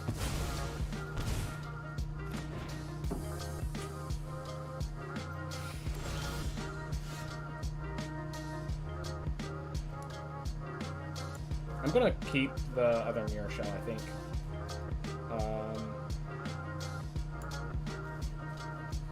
Yeah, the weavers. Small. Now we have this zombie if I need it. I have this counter spell if I need it. I have this counter spell if I need it. And we end the turn.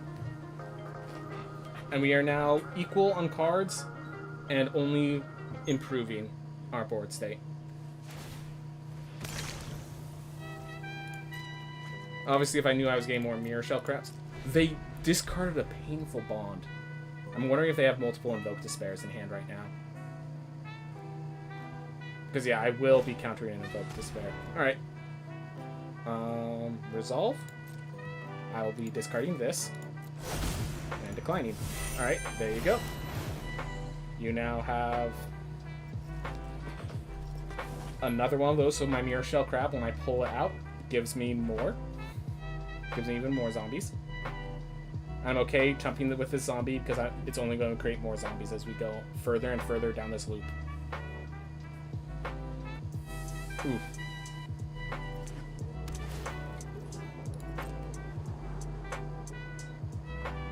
But yeah, if they let me use my Colossal Sky Turtle, I am going to make so many undead.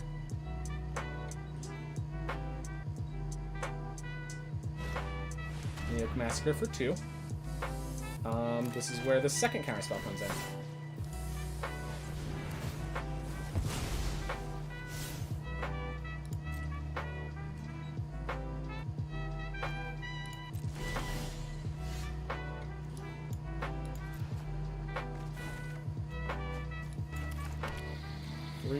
Alright.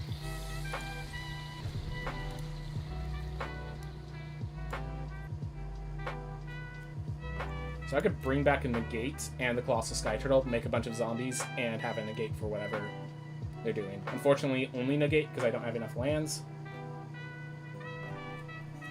Whew. But we have the lockdown nearly here, which is cool because we're facing the deck that pulls the lockdown on us. Usually. Alright. They use the Hive of the Eye Tyrant. They have to be careful what they rip out. If they kill the Weaver farm me, I could bounce the Weaver farm me, actually. That's actually kind of hilarious. Do they not have enough red? Yep, they can only trigger this once. Undercity Plunder. Alright.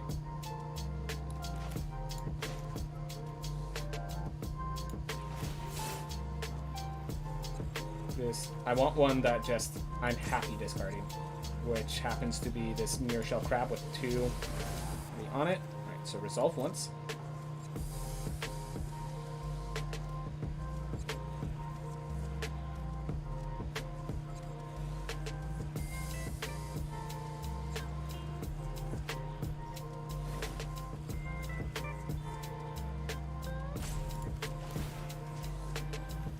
So now that's resolved. I then retarget it.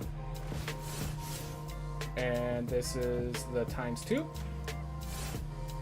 So with that, we make 4 undead.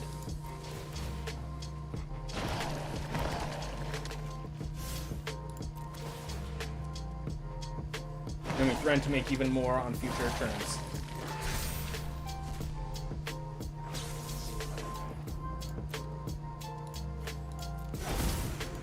I'm pretty sure the other card in their hand is from the previous Undercity Plunder. Unless it's one of these. Might have been one of the Forsaken Crossroads, honestly. But yeah, plundering my deck doesn't help you much. Hate to tell you that. Actually, I love telling you that. That's why I told you. But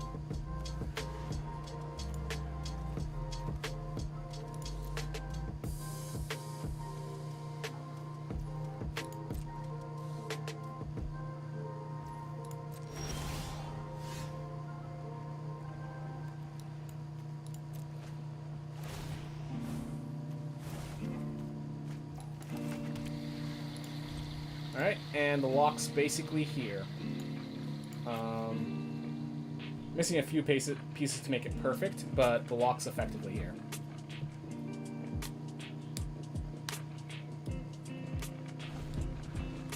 If they ever exile my graveyard, there are enough skeletons in there that I do not care. And we're gonna bring back that big old mirror shell again, I think.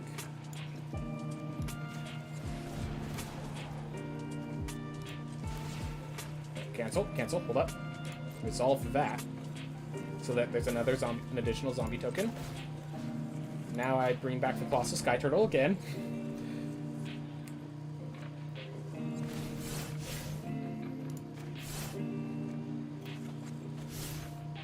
Look at this. Look at this.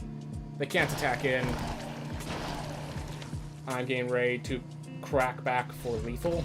Like, it's pretty good. Alright.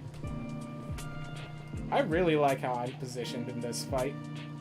Test of talents for you to invoke despair. Actually, no, I want to keep the meat hook more freshly available.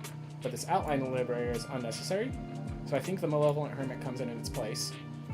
Yeah, well, Outland Liberator as a sideboard card is great, but in the main deck, it just hasn't been performing. There's a lot of discard. There's a lot of discard. I mean, if this is ever good, it's good now. I do want the negate, but I think the negate was actually more... We're going to try it with less Kami of Bamboo Groves.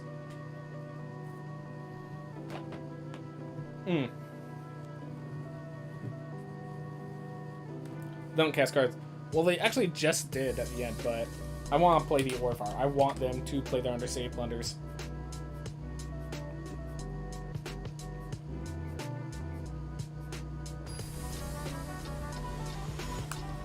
Alright.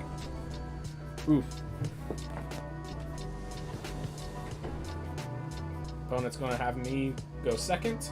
Which I've gone second, I'm pretty sure, every game that was a possibility for.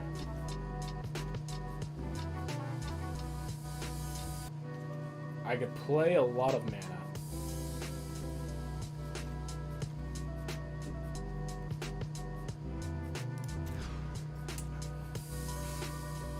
Yep. The inscription probably should have been pulled. Yep, definitely. The inscription is what should have been pulled. Alright, well, we know that for future. Dream Root. I'll discard the Oglor if they use it. Nope. Let's force them to try to kill Oglor.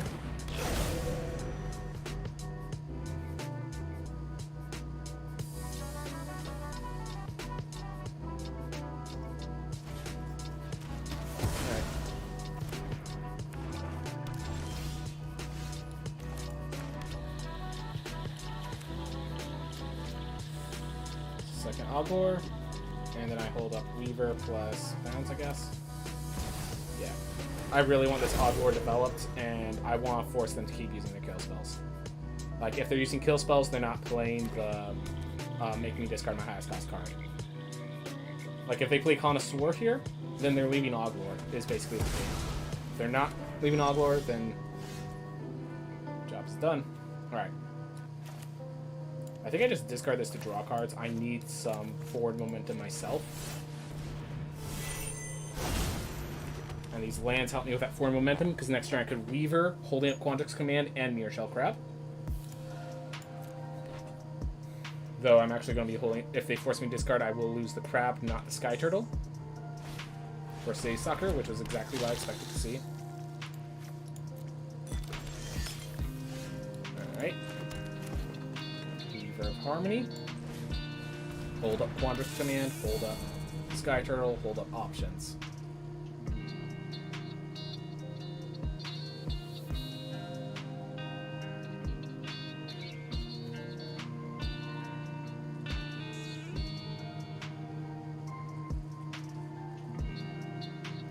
If they just make me discard random cards, I will just discard the Kami of Bamboo Groves to get more forests.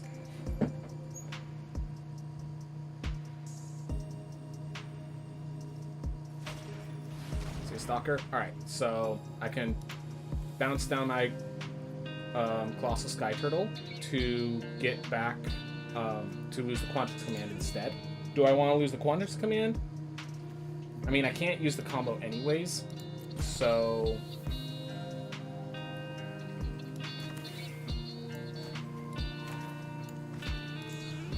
Yeah, they're disabling me pretty effectively. I think I want the Oglor more.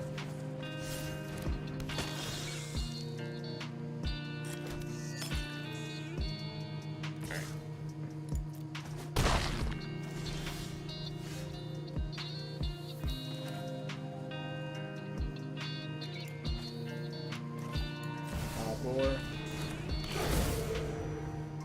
And Shigeki.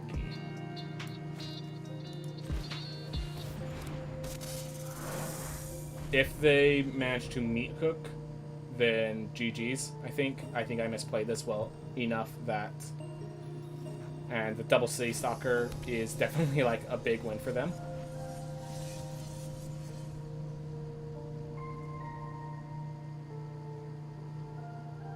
I could have Weavered with Kami, tap, super tap, and just basically get all the forests I need for the future of this game. Yeah, if they meet Hook here, not really much I can do.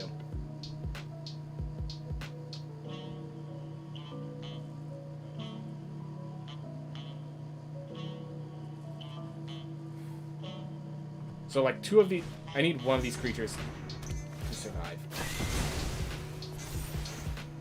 And that might just be game already.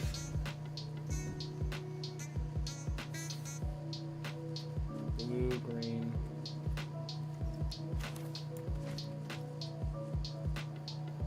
Yeah, I'm just gonna cycle this for forests and pull them out. I'm planning to use Shigeki's ability, so there's no point in me using Forsaken Crossroad in its place. Alright. But yeah, they just dismantled me with these City Stalkers and Bloodchief's Thirsts. They had two of the card that they needed. I'm gonna cut this down to variance and not, you know.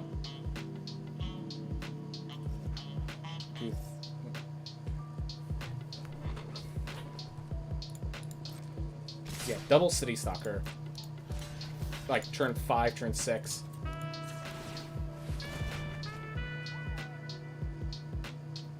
And then no lands.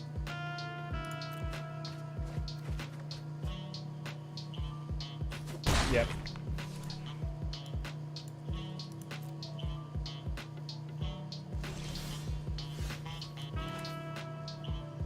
Thanks.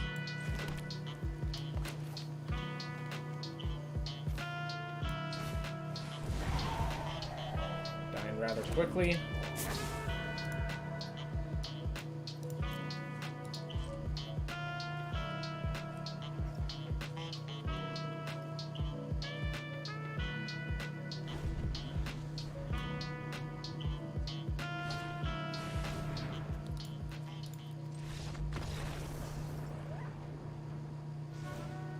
Alright. What was the card that's unnecessary? Inscription of Insight. I'm gonna get an anti-cog in there, I think. Yeah, I think this is a matchup where anti-cog's pretty good. Quandrix Command actually doesn't have enough targets, I don't think. Does negate? Yes. Alright. Let's go with that. And yeah, I have been facing these these discard decks, and have not been getting my Orvars. So that's definitely a significant flaw. Alright, there's the Orvar, and I have the lands. Awesome. Or I have enough lands, I think. Right, so Dreamroot tapped into Lair of the Hydra for Oglor, and if they mess that up, you know, I could... If they make me discard the Orvar, I can just bring it as another Dreamroot Cascade.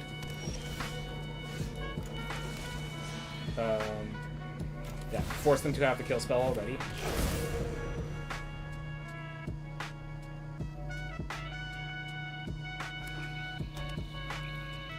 I mean, they've been having the kill spell already. Understate Plunder, perfect. Submit 1. And decline.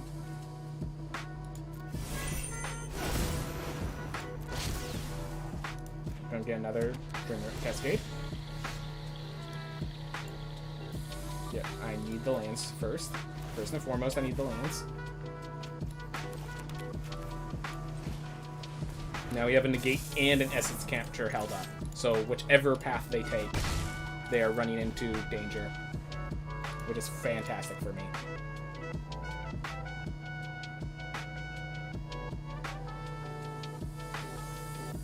Honestly, if I played the Weaver of Harmony first, the Orvar would have had the benefit of making another Weaver of Harmony, but I think the land drop is significant enough. Alright.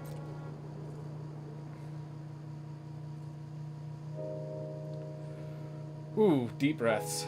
I can do this. There's enough time in our time bank that timing out really is not a consideration.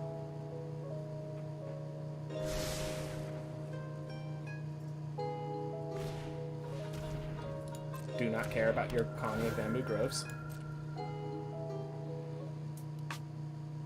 He's going to get 2 more lands, but I ramped 2.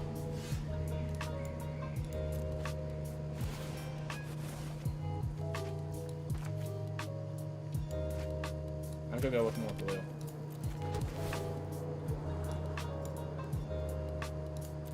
I think I have enough lands for the time being.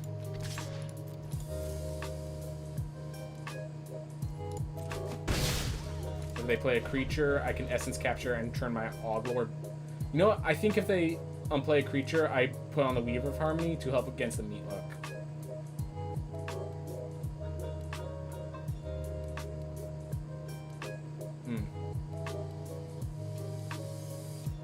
Yeah, Oglord, the ramp that it is. I'd rather use Mirror Shell Crab right now.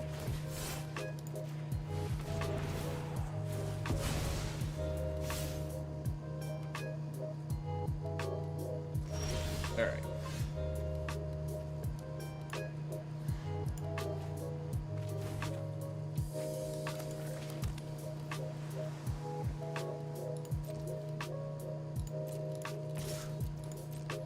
I don't want to make it too obvious that I'm holding up counter spells, but I could have used Lair of the Hydra attacked in for 2.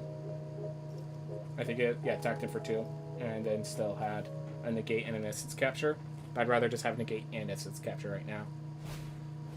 Molten Impact. We'll negate that, because I need my Oglor around.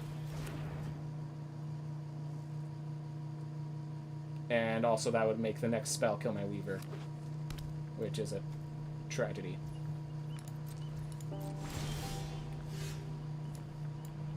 That's why. 1, 2, 1, 2. Right. And that's enough to bring back 2 cards. That's perfect. Or to essence capture and replace itself with something. Can't bring back Orvar, unfortunately, so if they have something where that matters.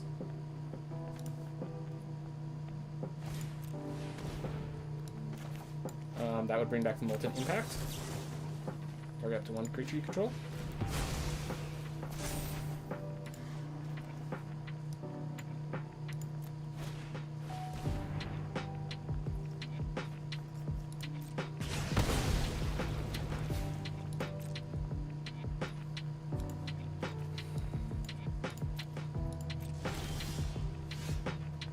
Oh my gosh.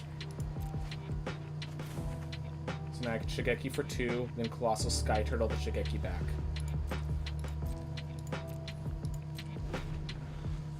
Or I can Colossal Sky Turtle, bring out Counterspell, Shigeki to bring out Counterspell. Just, I have options now.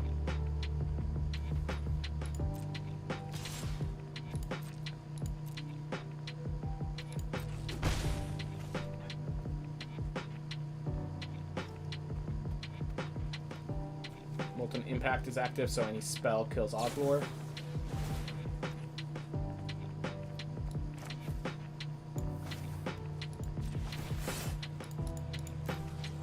So we want to bring back the Weaver of Harmony. Oh, hold up. I want to bring back this Weaver of Harmony. And see, given their mana base, I think I also bring back the Mirror Shell Crab. Yep, and that also gives me pressure on board in both cases.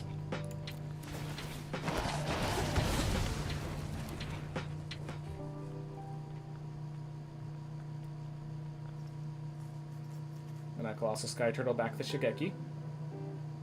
Or I can Weaver of Harmony and then Colossal Sky Turtle back the Shigeki. Alright. Good. And now I'm holding up a Mirror Shell Crab. And have a Weaver of Harmony in my hand that can do some work.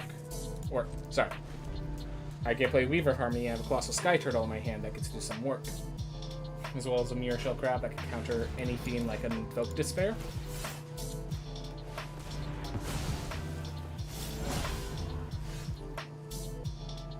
Okay, 1, 2, 3, 1, 2, 3. Alright. We're actually going to play this as a land. No turn.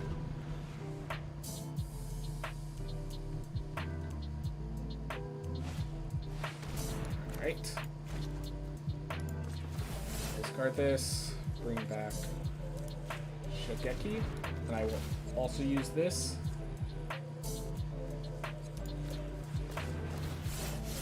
And while I'm bringing back Shigeki, let's see, that as a creature. I'm also going to bring back the Essence Capture, I think. Yep.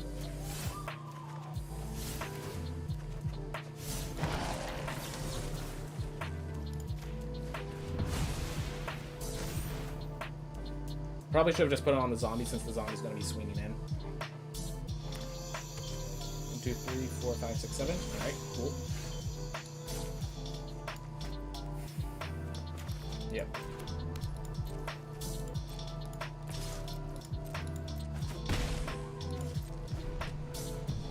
One, two, 1, 2, 1. Okay. 2. Alright, so I could bring back 3 cards. Bring back 2 cards, and that could be a counter spell or an Essence Capture, which, can I just note this? Alright. So, we're going to make sure to tap these 2 as part of Shigeki to bring back 2 cards. 1, 2, 1, 2. Yep. Alright. Now we're going to bring back the Negate. And the Colossal Sky Turtle once more.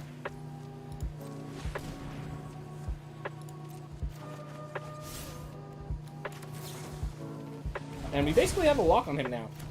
Or on our opponent. Well, they're called the first dude, so I think calling them a him is not a misdiagnostic of the situation.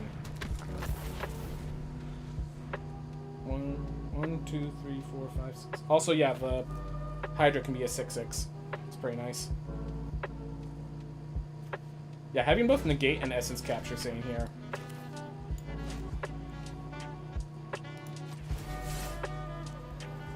Shigeki.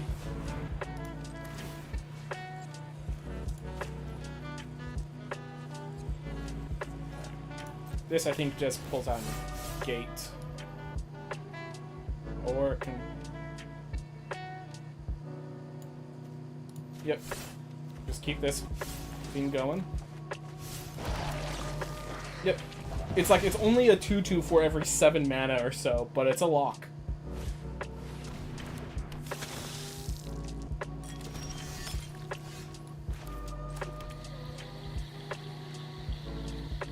Alright.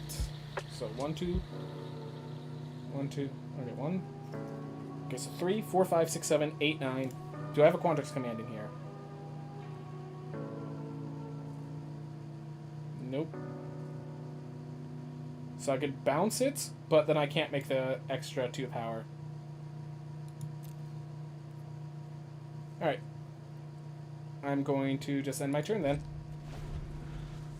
I can double block with the 2/2s, so they can't attack with City Stalker. Whatever card they play, I can counter. 2, 3.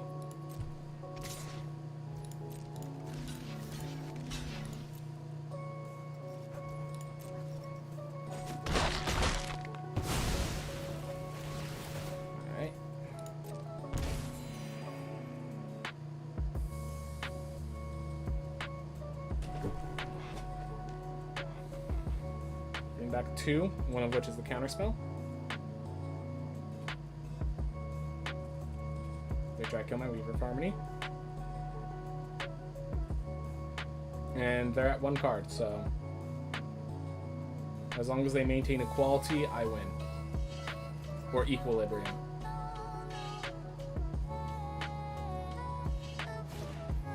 Nuke Massacre for X equals 1.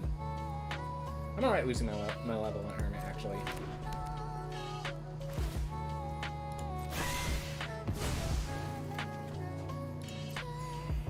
Alright. 1, 2, 3, and then I get a copy it. Perfect. Colossal. Gate and Essence Capture, I think.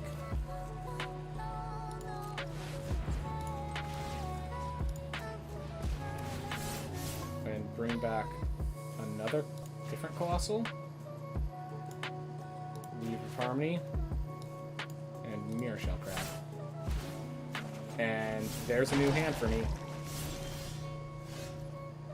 3, 4, 5, 6, 7.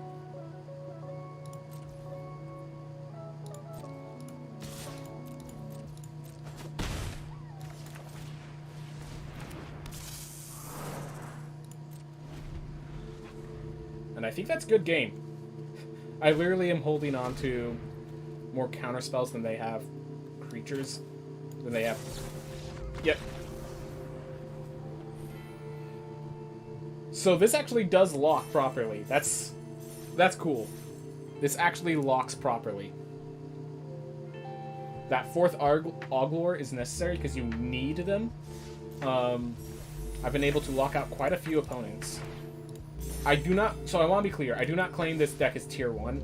There were plenty of times where the mana wasn't coming out right. There are plenty of times where this doesn't sift through the deck enough, and so if you don't get the right pieces, it falls apart. The sideboard definitely needs more work.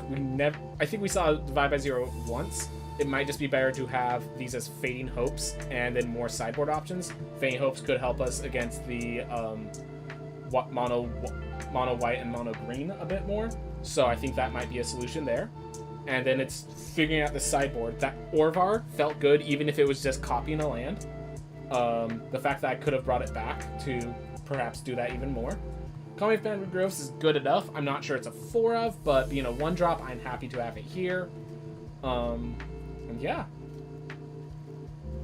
I think this is, if nothing else, this is a fun deck that I hope you all enjoy. I enjoyed it immensely. I do recognize it is very controlling, but it's not... When it locks, it's clearly locked. It's off meta control. It's not doing board clears. If you're playing to the board, it doesn't stop you. It just tries to compete with you with a horde of zombies. Definitely the flying issue was concerning, but the only deck that swarmed the board in the air, actually we were able to stop without any additional assistance. So I think 2 table traps is probably just where it goes. Outland Liberator kept getting sideboarded out for most matchups, and Malevolent Hermit kept getting sideboarded in. So I think this is a deciding point right now. Yeah. We figure it out as we go. But yeah, that was a deck. It worked well. I'm proud of myself. Everyone, thank you so much for watching. I recognize this might not be your cup of tea, but I appreciate your time being here anyways. Have a wonderful day. Alright. With that, I'm gonna raid someone with my 1 viewer, which is just me. So, maybe I'm not gonna raid someone. Anyways, thank you for watching. Yeah, I'm not gonna raid with 1 viewer. Have a wonderful day, guys. I'm gonna get some rest.